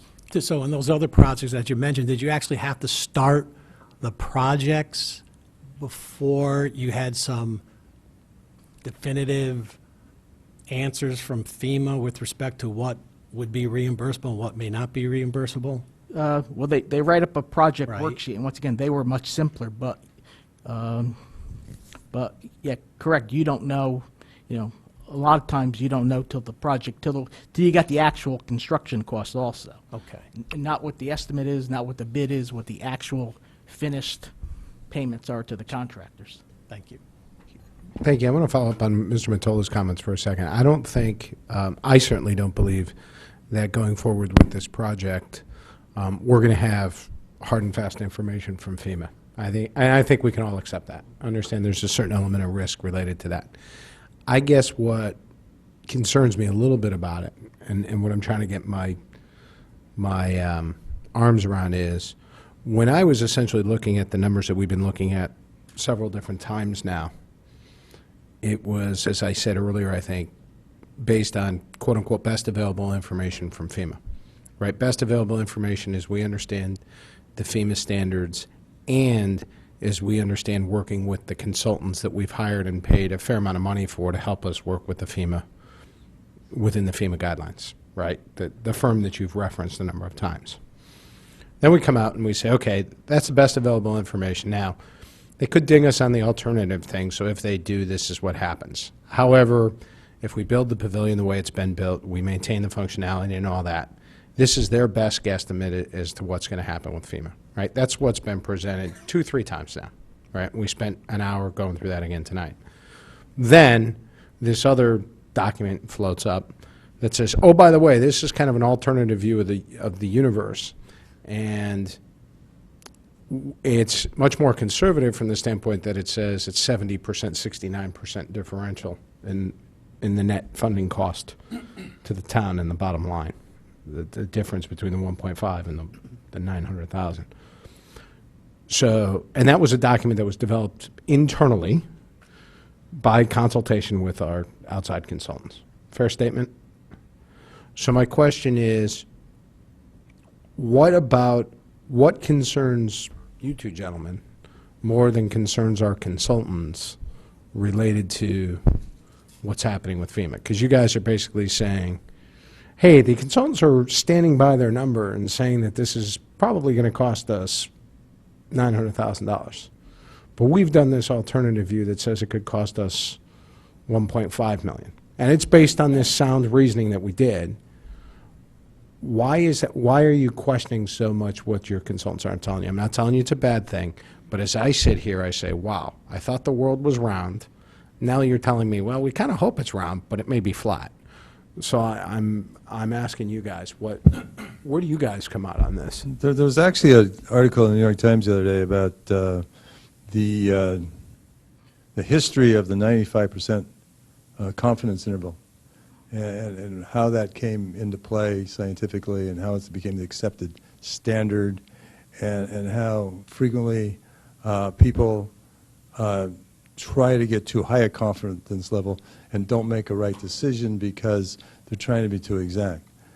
Now, Are I'm you not saying that suggesting these that's what you're numbers, doing? I'm not saying these numbers are too exact by any stretch of the imagination, okay? But what I am saying is there was a question asked at the last meeting with, what is the confidence level that you have that the number you're giving us is not going to be off significantly? So to develop a number that we think is in the 90th percentile confidence level, we went through this exercise. Now, it was an exercise that I wanted to go through. So does that say you're more confident in the $1.5 million number than you are In the $900,000? Well, it's like a bell curve, the wider you go out, the greater the confidence level you have. So I am more confident, and if you say, I am more confident they'll be within $2 million. I am more confident it'll be within $4 million. So you're saying within, you're not saying it's going to cost us this number? Right. What I'm saying is, but I can say, at least I think, I don't know what Joseph's opinion will be and what it's supposed to be, but I can say. If you want to be really confident, you could say it's going to cost us $6 million, right? Exactly. So is this an exercise, So- for lack of a better word, is this an exercise in CYA? No, not an exercise. It's an exercise to answer the question that was asked.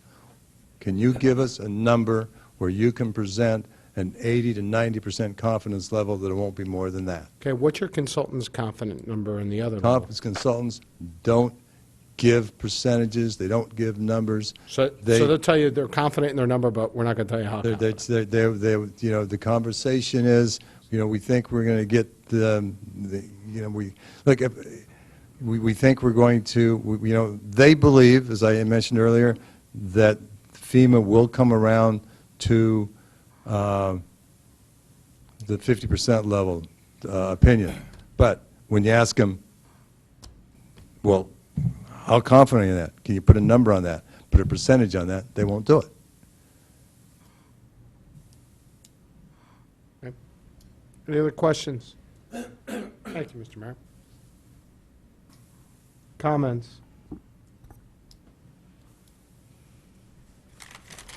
Okay, so let's go on. Any other questions on the financial aspects of this right now?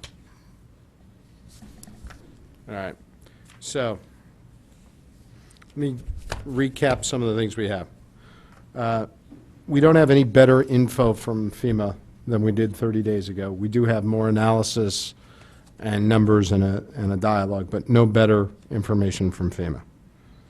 We have better information on option 9 costs with an explanation of square footage costs and some triangulation, I'll say, between the various parties of looking at option 9, correct? We have updated economic analysis. In other words, some of the inaccuracies in the last analysis have been corrected and presented and discussed tonight. Okay. The last item is the Flood and Erosion Control Board. There was discussion at the last meeting that there was a plan that was to be presented to the Board of Selectmen. I know the first selectman is here tonight. Do you want to just tell us where that stands and what's going on with that at this point? Thank you, Mr. Michelangelo. Mr. Lombardo, thank you as well for your presentation earlier. Thank you. Yes, at the moment, that stands to be presented at the next Board of Selectmen meeting. So it has not been presented yet. Correct. Do we have representation tonight from the Flood and Erosion Control Board? Is anybody here? We did earlier. I should also point out that Mr. Michelangelo has worked on that plan with them. Great. So, Mr. Michelangelo, can you come on up just for a couple seconds? Thank you, Mr. Tetra. So last time, the Flood and Erosion Control Board were here. And they weren't asked to be here, by the way. They came of their own. It was great that they came. There was a discussion that said, yes, we're putting together a plan. It's going to come before the Board of Selectmen. Originally, it was supposed to come in December. I guess that didn't happen. It's not coming till January, right? Correct. But in that dialogue, they said, as it relates to this area, they would love to see it at 15 feet, right? Currently, I think it's at 12. The proposal, well, currently the proposal is to go to 12. It's not currently at 12, correct? Currently, it's under 12. Correct? 8? Under the building, it's 8, correct. Right. So the thought process was, and I think we asked this, we didn't want to do any harm, right? So we wanted to make sure whatever we did improved the situation around that resident area, right? That's the committee's position, correct? That's the committee's position. So going from 8 to 12 is an improvement. Mr. Michelangelo, do you want to speak to that at all? As part of the plan that we're going to be presenting to the Board of Selectmen, the barrier will run all along the beach, and it does have some flexibility. So not just in the Penfield Pavilion spot, but up and down the beach. Yeah, the barrier doesn't have to be on the beach. It doesn't have to be 100 feet away. It doesn't have to be 200 feet away. And there's a whole multitude of benefits to putting it at different locations at the beach. But yeah, the plan that we present is not gonna specifically call for a barrier along the pavilion. Okay. Once again, that's one of the options, but it's not gonna say it must go there. It leaves several options of where it could be located. I think we did establish as well that there's nothing being contemplated here by the plan that's before us that would preclude it being adjusted to fit into whatever the Flood and Erosion Control Board's plans are going to be in the future. Is that a correct statement? Correct, but it would have to be modified, and one of the Yeah. detriments to it's there's a capital cost to plan for something that may not be there. That's the problem with incorporating it into this plan. Now, this Flood and Erosion Control Board plan, it's a monumental task, is that correct? The board has worked on it, very diligently since Sandy, and I think it's pretty impressive when it'll be presented to the selectmen. It's very expensive as well, is that correct? Correct. It's a multi-year, multi-million-dollar envisionment of changing the dynamics of Fairfield. What's a ballpark of that? Do you know? You've cautioned me not to give ballpark numbers. I'll take that caution off. What's a ballpark? It's somewhere in the $30-40 million range. So it's not something that the town would necessarily contemplate doing on its own. You would go out for outside funding? Correct. Any and all outside funding, an Army Corps type project, congressional authorization, that's the level that we'd be seeking. How many years out is something like this? If the Board of Selectmen were to say, hey, this is great, this is something we want you to pursue, how many years is this in the offing, do you think? I'd hope we could do, and I'll give as an example, the flood control system that they have along Stamford Harbor, which was built in the late 60s, was initiated right after the flood of 55. So it took them 14 years to implement a system, and now they're at the point where the system is 40-plus years old, and they have to redo that system. I hope it gets done before 14 years. And once again, it's a long hurdle. One of the things, it's not my plan. It's part of my plan, part of the flood and erosion control plan. But it has to be a plan that the town embraces. It'll be a well-vetted community consensus. It's not something that we're going to impose. It'll be well vetted in the years to come. Thank you. Do we have any other questions regarding this item? Mr. Walsh? Is that plan that we're going to present, I know you said it was different levels, is it at a certain height for the whole thing? Is it at 12 feet, 15 feet, or does it vary? Yeah, it's not a definitive height, and just on a conceptual level, if you build a barrier at the beach itself, where the flood zone level is a V zone of 14, you have to build it 14 plus. If you drop back 500 feet from the beach, and we'll just pick the north side of Fairfield Beach Road, the flood zone elevation there drops 2 feet. So just moving it 500 feet away the shoreline means you don't have to build it 2 feet higher. And because it's only going to see water, if you build it along the beach, it's going to see water once every 3 or 4 months, even if it's far enough away from the beach. Every minor storm is subject to erosion and wearing. If you build it on Fairfield Beach Road, not only could you build it lower, you could probably build it skinnier and less fortified. So there's a whole multitude of factors that go into the equation of where you build it, what you build, the effects of the community, the benefits to the community. That's it. Anybody else have any questions regarding the flood and erosion? Okay, at this point, thank you, Mr. Michelangelo. At this point, what I want to do is open it up briefly for public comment. This is not public questions, as I've said before, but I'll open it up for public comment. Then what I'll do, I'll come back to the board for any final questions and/or comments that board members would like to make on this topic before we decide what we want to do. So if anyone would like to speak, please come up to where Mr. Michelangelo was just sitting. Please identify yourself, name and address, and we'll go from there. Thank you. Jan Reber, I'm Mr. Bradley's partner tonight. Aren't I? Yeah. Jan Reber, Beaumont Street. I did speak last time. I didn't make it into your record last time, so I have a written statement so that it'll be proof that I was here.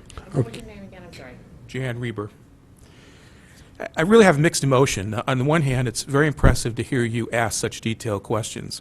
On the other hand, as an average citizen who's got to pay for what you're talking about here, it's frustrating that almost no document you've consulted with tonight has been presented to the public. We've not seen anything Mr. Bradley presented to you tonight. We've not seen the documents that Mr. Mayor presented to you. We have a right as the public, the people that pay, to go to the same level. We're not stupid people. Some of us have a professional financial background. We have a right to review these documents, to come to our own conclusions, and to give you considered opinions. We can't do that if the documents aren't presented to us. It's extremely unfair. The process you're going through tonight, if you vote tonight, is unfair to the public. I'd like to just conclude by talking about an article Mr. Mayor mentioned in the New York Times. December 2nd, there was an interesting article in the New York Times about cost overruns on the World Trade Center Transit Hub. That station is now projected to cost over $4 billion, and it was supposed to open in 2009. It's still not open. To quote, "Even the Port Authority of New York and New Jersey, which is developing and building the hub, conceded that it would have made other choices had it known 10 years ago what it knows now. We would not today prioritize spending $4 billion on a transit hub over other significant infrastructure needs," the Port Authority's executive director said. How did that fiasco happen? Quote, "The hub is a project driven by institutional ambition, and once begun, the decisions that have been made it so costly, became irreversible." That's exactly what I think we face here tonight. We have really what I think with the banquet hall, a frivolous boondoggle banquet hall on the beach, fueled by a misplaced institutional ambition and a momentum to get something done, to make a decision to get this funded without adequate consideration of all the infrastructure needs in Fairfield, without giving proper information to the public, and without considering the long-term implications to Fairfield's debt of spending this money. Thank you. Thank you very much. Ms. Bossi, our documents, we have extra documents if this gentleman wants them, correct? Do we have extra copies of the documents No, that not we... the two-page. No. Not the two-pagers? Jan, Mr. Reader has a copy of the two-pager. I gave it to him earlier. But How about the rest of the the documents? other documents, Too many people talking at one time. Go ahead. the rest of the documents went online at the same time they were distributed to the board. Right. I guess what Mr. Reader was speaking to was documents that were handed out this evening. Said all these documents, including the documents. No, he He did said say they- that, actually. Oh. He did. He said all the documents. Yeah, well, I think what he was referring to later in his remarks were the ones that were just handed out tonight. It should be noted, to your point, that any documents that we receive prior to a meeting are posted on the website, which is what I think you were going to say. So they're posted much like our agenda is and everything else. To the extent that documents are handed out at the table, the rule has been, number one, we don't like to receive documents at the table. But number two, if we do receive documents at the table, there should be copies made available so that the public who shows up can have access to those documents. Correct. Right. They were passed out. Sure, the documents Mr. Bradley gave you. Yeah, please go to the The microphone. documents that Mr. Bradley gave you were not even distributed to his committee, I believe, until yesterday. His committee has not met, voted on, or discussed the documents given to you tonight. Thank you. I appreciate your time.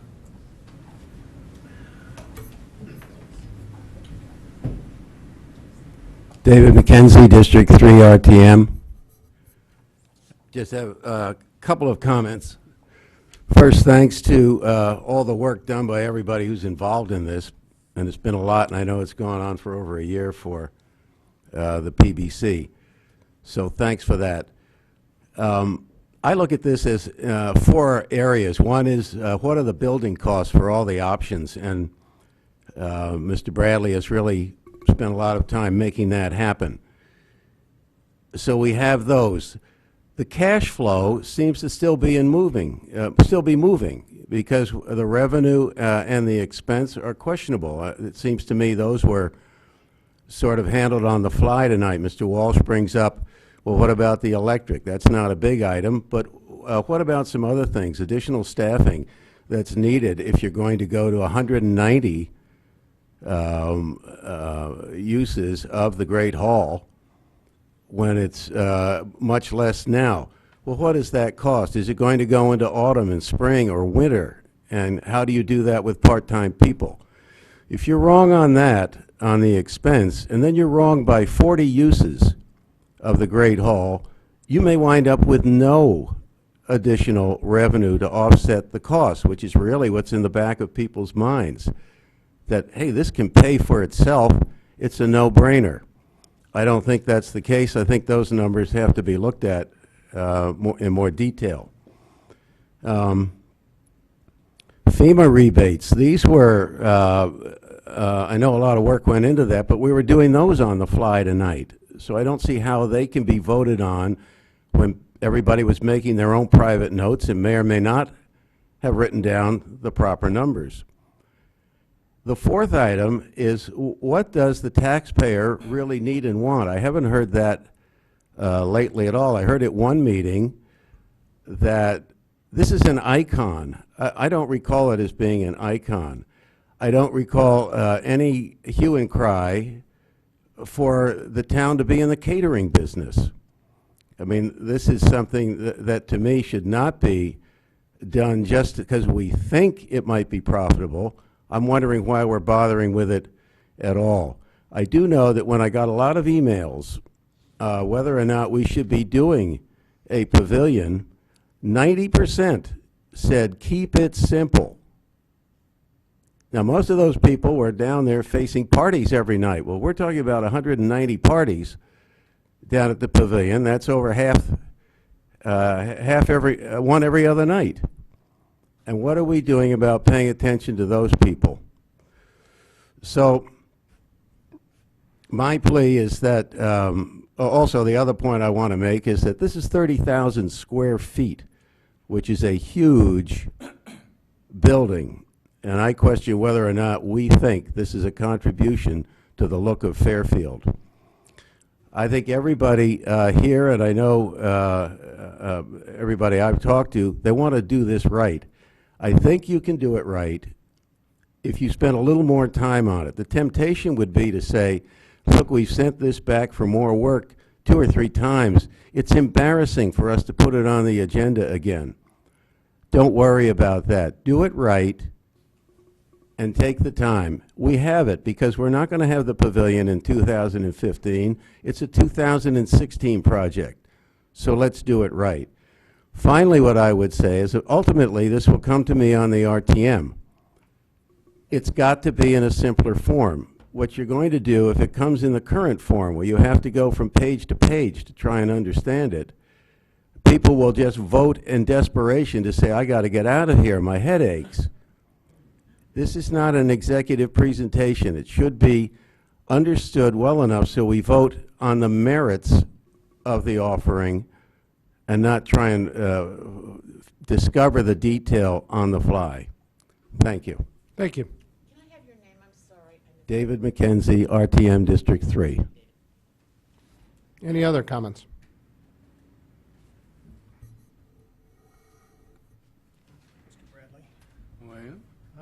Good evening, Bud Morton, Sasko Hill Road. I think you guys are doing a great job debating this issue, but I think there's one perspective that you have not taken on it that I'd like to offer you, which is that I think it's fair to assume that we need at least certain basic services on the beach, and that would be restrooms, would be a concession stand, it would be a lifeguard first aid station, maybe lockers. And I think it is also safe to assume, though I'll defer to the gentleman to my left, that we can provide those basic services in a very nice small pavilion at a low or no net cost to the town. And by that I mean that we could actually keep most of the $1.75 million in insurance proceeds and use them elsewhere. So, in my opinion, the real decision that you have to make, and that the RTM will ultimately have to make, is whether we want to spend over $2 million to expand the town's banquet hall business by building a second banquet hall on the same beach. As you know, this banquet hall is a few hundred feet down the parking lot from Durrell. There are three questions that I think bear on that issue. One is, should the town be in the banquet hall business at all? And there's no evidence, as far as I'm aware, that towns do a good job of managing any business. Secondly, do the residents want a second banquet hall on the beach? And Mr. McKenzie just spoke to that issue with regard to the feedback we got through emails and at the public hearings that were held on this issue. And it's particularly important, I think, for the beach area residents to be consulted, because they're going to have to bear a tripling in the number of events on Penfield Beach if you add the number of events at Durrell now to the number of events that Mr. Lombardo projects will take place in this Penfield banquet hall. So there's a tripling. It's 6 nights a week is what it works out to. So there will be only 1 night a week for those beach area residents when there is not an event of some kind taking place on Penfield. And the final point I'd like to make is that, particularly to you as members of the Board of Finance, is there a better use of that more than $2 million that you are considering spending to add a second banquet hall on Penfield Beach? And I offer you one such alternative, which is a new IT system for the town, right? We are all aware that the town's IT system is hopelessly antiquated. Spending that $2 million plus on a new IT system, in my opinion, would provide a vastly higher return to the residents of this town and to the taxpayers of this town than expanding our banquet hall business. Thank you. Thank you, Mr. Martin. Any others? Great. Seeing none, we'll bring it back to the board for any final questions, comments, concerns. Mr. Stone. Just a comment. I've heard your what you've said, but I've lived in town here for 60 years, 60-plus years. You moved here when you were 20, is that the... Careful. That pavilion has been here for, what, 100 years, whatever? The people that live near there knew that that pavilion was there, and they still move there. And that pavilion also had banquets and whatever through those years. So I don't think that's really an issue, especially when you see everyone rebuilding up there. The other thing is, that is, forgetting the dollars and cents just for a minute, that pavilion is something that people recognize Fairfield for. When people come into this town, especially new people, that's one of the, as a real estate agent, that's one of the first things they ask to see, and it's one of the first things I show them. That's our shoreline. I think it's very important that we continue to rebuild it. I understand all the pros and cons. I understand nothing's perfect, that we don't know exactly how much we're going to get reimbursed. But I think for this town not to do that, not to rebuild that, is a big, big mistake. And as I said before, the people who I talk to use it. My kids have worked there. I've brought my family there for years and years and years. And just to build at one time I thought a smaller pavilion would be better. I really did. But this is, as I said before, it's really an icon to this town. And sometimes, if it's going to cost us a little bit more, it's worth it. And I just think we should go ahead and finally get this thing done. Thank you, Mr. Stone. Other questions, comments from board members? Yeah, Mr. Mottola. Thank you. Yeah, I agree with Mr. Stone. I mean, to me, I've lived here my whole life too, and I'm 53. It's been a part. Yeah, I'm getting old. It's been a part of this town for that whole time. We're not adding a banquet hall. We had the facility there for I think the town's owned it for over 35 years, and we've had the Jackie Durrell Pavilion along with that for many, many years. So both of those facilities have been down there. I mean, to me, I think something like this adds value to the town, and I think it's worth the $900,000, and I think, quite frankly, it's worth the $1.5 million in the worst-case scenario under option 7A. That's because I think it adds such value to Fairfield. It's one of the things that makes us unique. As Mr. Stone pointed out, it's something that's very attractive to people who move to Fairfield. Under the best scenario and the worst-case scenario that was presented tonight, we still have a surplus after the 20 years. And I know we're never going to be certain what the exact number is going to be today. We may not know 30 days or 60 days, but I think at some point we have to trust what we've been told, knowing that there could be some fluctuation in that number and understanding that. And I think we need to get going on this. We're going into our third summer without having a pavilion, and I think that's unacceptable to the town of Fairfield. But for the fact that we had this hurricane, we wouldn't be talking about this today. And for this to turn into a discussion about whether we need that facility by virtue of the fact that we had this hurricane, I think it's a good discussion to have, but it was a discussion that I think the town had 5 or 6 years ago when we redid that facility. So I'm ready to move on this tonight. I'm comfortable with the numbers, knowing that they're not exact, knowing that we're not exactly sure what the FEMA reimbursement is going to be, but I think we've done our due diligence, and I'm ready to move forward on this. Thank you, Mr. Mottola. Mr. Walsh, did you have something? Sure. This facility only opened 3 years ago, and we made a decision approximately 5 or 6 years ago to follow up on Mr. Mottola's comments. And while I was on other boards, I was part of that discussion then. This town made a commitment then to go forward with this, and we opened a beautiful facility back only 3 years ago.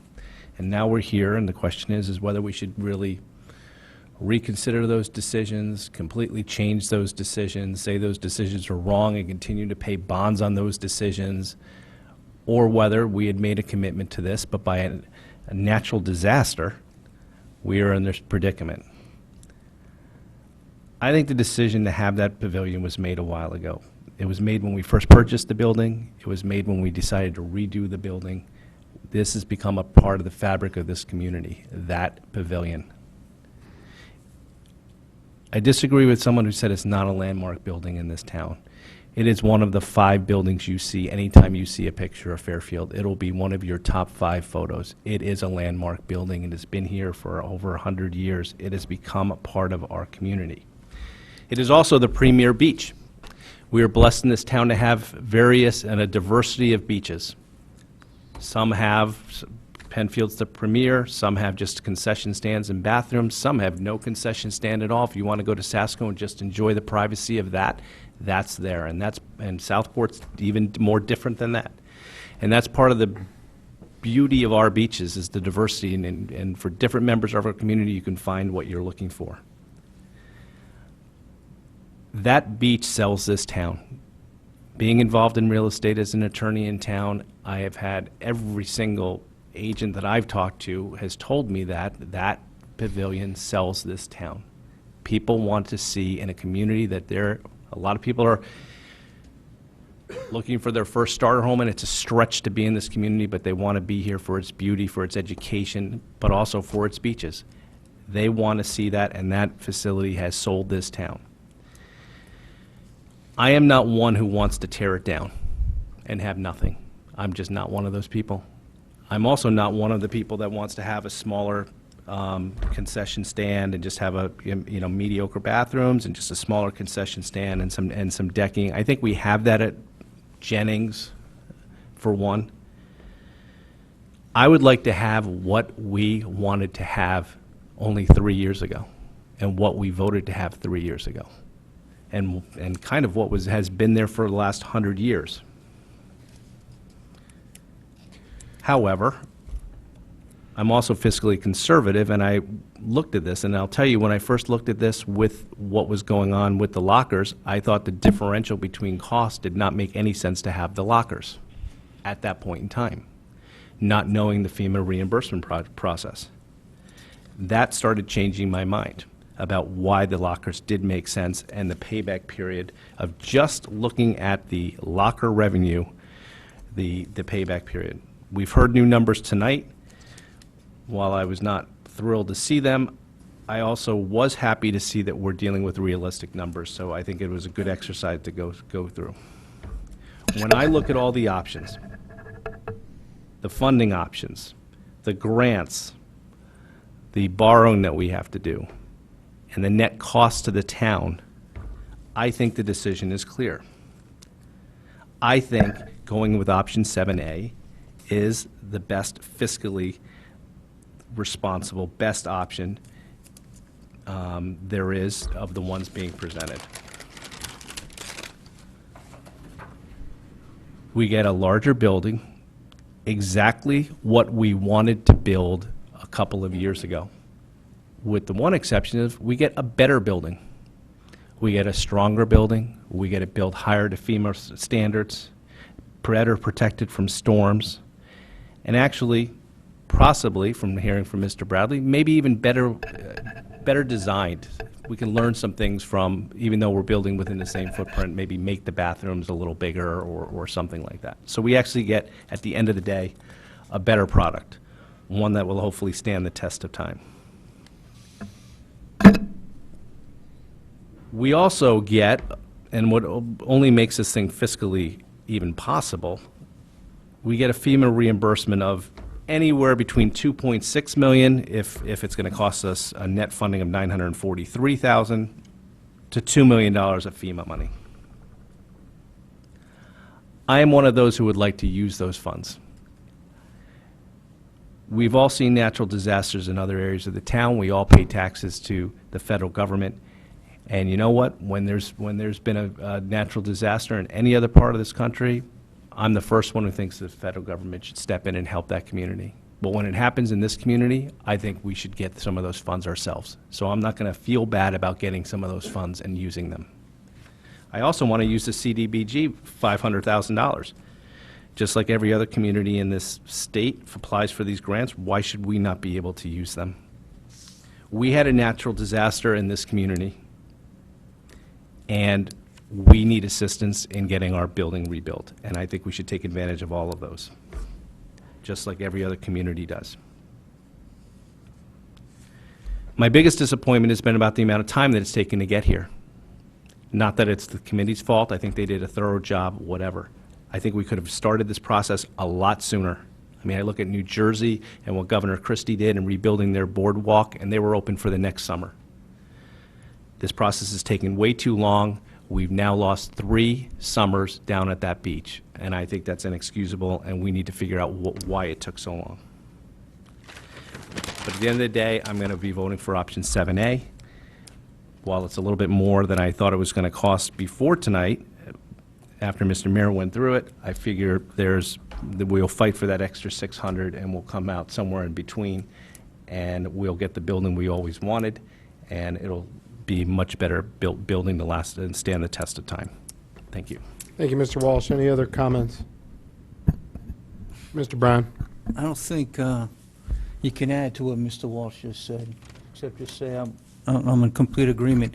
And I hate to ask one more detailed question, but I have to Mr. Barrett. Who's the owner's rep?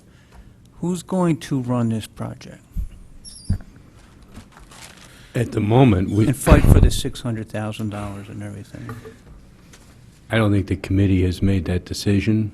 I think you and I have had a brief conversation about that. I think it's appropriate to have an owner's rep, given the complexity of eligible and ineligible costs, and the complexity of the project itself. It's not an easy project anymore. If you're talking about an owner's rep along the lines of project oversight, I would agree with you. It's probably going to be 1% of the cost and probably save 3% of the cost. So it's probably worth it. So the I'd like to idea is- address that to the committee.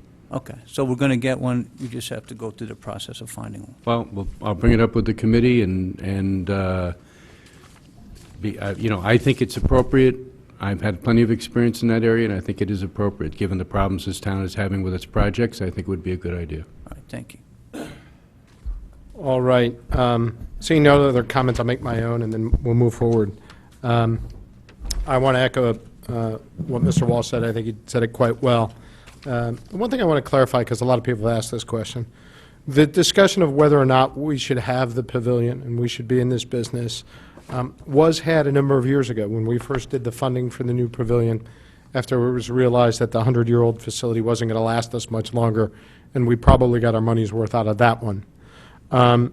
So that discussion was had. Now, you can argue that economic times may have changed or what have you, and maybe that should be revisited. I'm not one of the people that believe that, but more importantly, I just want to address something. The Board of Finance's role, as we've interpreted it for a long period of time, and one of the reasons we're not involved in things like contract negotiations and things like that, is not really to decide what services the town provides or doesn't provide. It's to decide whether those services are provided in the most economically efficient way possible. Are we using the appropriate funding mechanism? Are we surrounding those decisions and making them in good economic sense, given the global picture? It's not to say we shouldn't be providing this service anymore.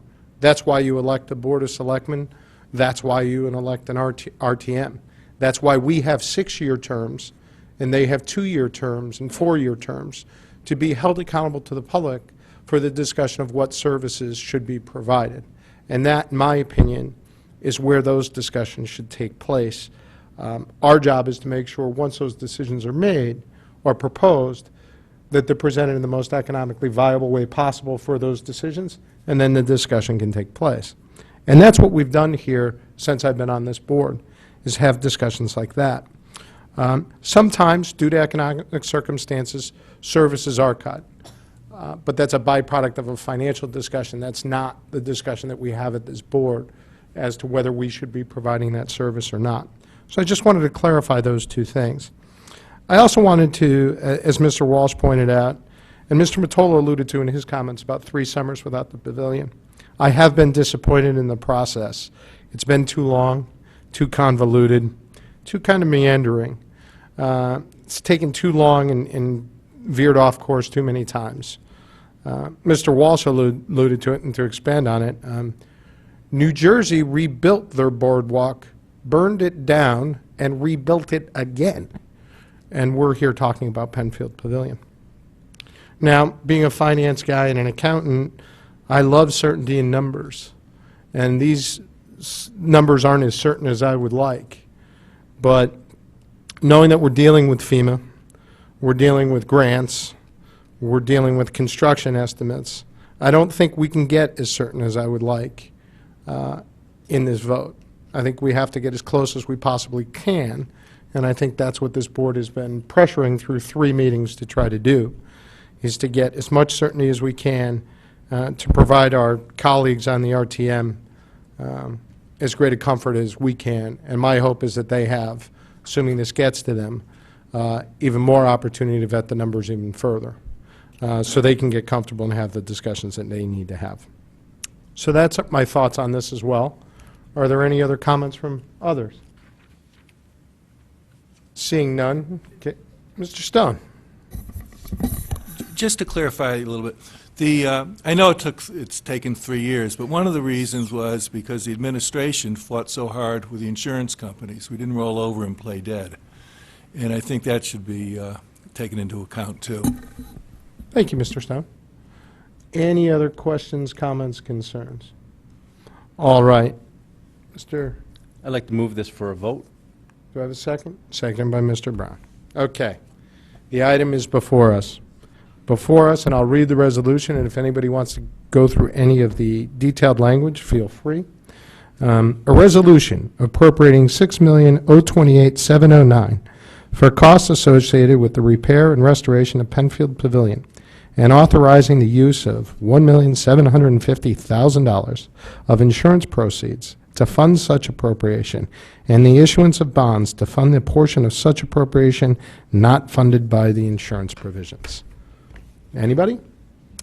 All in favor? Opposed? Mr. Becker, abstentions. And the item carries with one opposed. So that is done. Okay. Item number 3. Thank you, everybody, for your time. Mr. Bradley, I want to specifically thank you for coming out on 3 successive nights.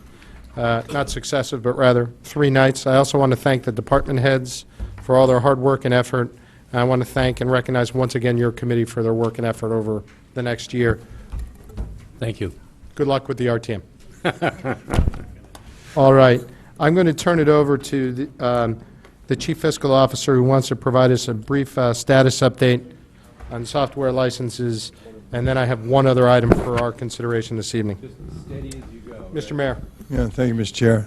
It's basically, in preparing the budget, we've come to identified that we don't have a clear inventory of all our software licenses, so we're going to do some work, extend the auditors to do some work in the area to help us figure out exactly what the licensing situation is and going forward.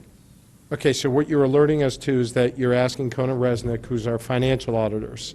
They have an arm of their firm that deals with IT. Can I ask, excuse me, can I ask the back of the room to be a little quieter, please? Thank you. So we have Cohn Resnick. You're asking them to expand their scope separate from the financial audit and review compliance with software licenses? Correct. Okay. That's all. Do we have any questions, comments, or concerns from board members on that? Mr. Walsh? What's the cost to do that? Have we gotten a quote from them, or are we going to put this out for an RFP? I guess I'm confused on what you're asking, since I've never no one's ever asked that before us before, while I've been on this board. What are we committing to? I mean, you seem to want us to grant you something. No, I'm not asking you to grant me anything, Oh, actually. okay. This is just an information item that we don't have, haven't maintained an excellent inventory of what's licensed and what licensed, and we need to know that so we can make sure we are in compliance. And so we're going to expand the scope of the work to have a thorough analysis of where we are going forward. Is this like an audit to determine whether we should be updating the software systems of the town, like on everyone's desktop? Should we be going to Windows 8? Or No, it's not where we should go. It's just the licensing that we have and what we should have, and an inventory thereof. We have thousands of computers. They're all Tom, supposed maybe you can explain it better, but either we have licenses or we don't have licenses for That's the exactly software. right. Exactly right. We have licenses or we don't have. We don't have the inventory of what's licensed, what's not licensed.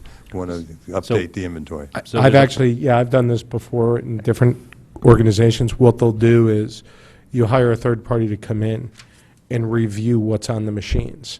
And then they go back and they review what's on the machines versus what you actually have license for. Because in some instances, people will have put software on the machines that could be of a personal nature or could not have the appropriate software license with it. It's a common practice in corporations to do an analysis like this to make sure that if there ever were a software audit, you're in compliance with your licenses, your standards. Okay, and we can't have the IT department because they're the ones who put the stuff on, so we can't have them do it. Is that what you're saying? I feel more comfortable having Cohen and Resnick do it, yes, sir. I think they have better expertise. And is that all they're going to do? They're just going to come to everyone's PC I'm not and all the town exactly servers? what they're going to do. They use software, they do different things. Yeah, it could be totally different. That's what they used to do. Okay. Right? They could be able to do this remotely now and query what's on a computer. I wouldn't know that. Okay. Yeah. And the reason I'm asking is that I don't want to be surprised by we saying, okay, that sounds great, and get hit, and you guys ask for some transfer on June 30th and say, oh, we need to make a transfer because we owe Cohen and Resnick $750,000, and you guys kind of said, I told you I was going to do this, right? And you guys kind of went along with it. So I don't know what you're asking me for. Is this like a $5,000 process, or is it a $100,000 process? I just don't know what you're asking for. It's probably somewhere between 5 and 10. Okay. And this can be covered from the miscellaneous contingency account, or it can be covered from the IT budget? Combination of, or one or the other, yes, sir. Okay. I mean, is this, Just to add, I mean, and I've done it from the IT side, not so much the financial side in the past, small organization, but the way that Microsoft, which is where the primary for what we're going to have, the way that they handle it is there's a number of different tiers based upon what that user needs. And I think over time, even in a small or medium, let alone in the size of organization that we're dealing with, what somebody can be particularly assigned and what component is or isn't actually correctly updated over time can kind of get out of check. And that can become a problem eventually on the server side when trying to reassign, upgrade, et cetera. Even if just one component, you may think that user is all set because you look at it and you find out that even just one of them, email or server access, something like that. So it is a pretty cumbersome, time-consuming process, even at the basic level, to then also go back and drive that against what the most efficient way of handling even just the status quo is within Microsoft's licensing offerings at this point. So it doesn't surprise me that it's Thank you. go outside. Any other questions, comments on this? Mrs. Leclerc? Will this include all departments on the town side, like police, fire? Yes. So it's a comprehensive software license review. But just the town side, not the Board of Ed side? Correct. has the Board of Ed done this to your knowledge? I have In no, any- I don't think so. You don't think so? I mean, not to my knowledge, Oh, let me okay. put it that way. Well, Can might we be- follow up with that and just get Yeah, an sure. answer on that? I know it's not your area of, Will do. but I would like to, maybe if Cone Resnick, if they're doing it for you, maybe they'd give them a discount and do it on their side too. Yeah, that's kind of a good idea. I have one every once in a while. Even a stop clock is right twice a day. Any other comments, questions? All right, the one item we have left, and it's under kind of other communications, and it's a discussion that the first selectman brought to my attention. In February, we have 3, potentially 4 big items coming before us. Number one, we have the non-recurring capital budget for the year that we'll be hearing. Number two, we'll be reviewing the audit. We've received the packages tonight. We're obviously free to ask questions directly to the department, but we do have 2 new board members. Could be good to go through the audit in public like we've done in previous years. Number 3, we have Caitlin, our clerk, has let me know that she no longer is going to continue with us as our clerk, and we're going to be looking at possible scenarios to I hesitate to say replace because she's irreplaceable, but to fulfill the services of the clerk moving forward. And we also have an item that may come before us related to some school projects and the status of those school projects and what's going on there. So it's a fully packed agenda with a lot of financial implications, as well as managerial implications on the clerk side and on the audit side. In addition, the first selectman has let me know they may need a couple of meetings to get through a couple of the items that they're dealing with to get them before us.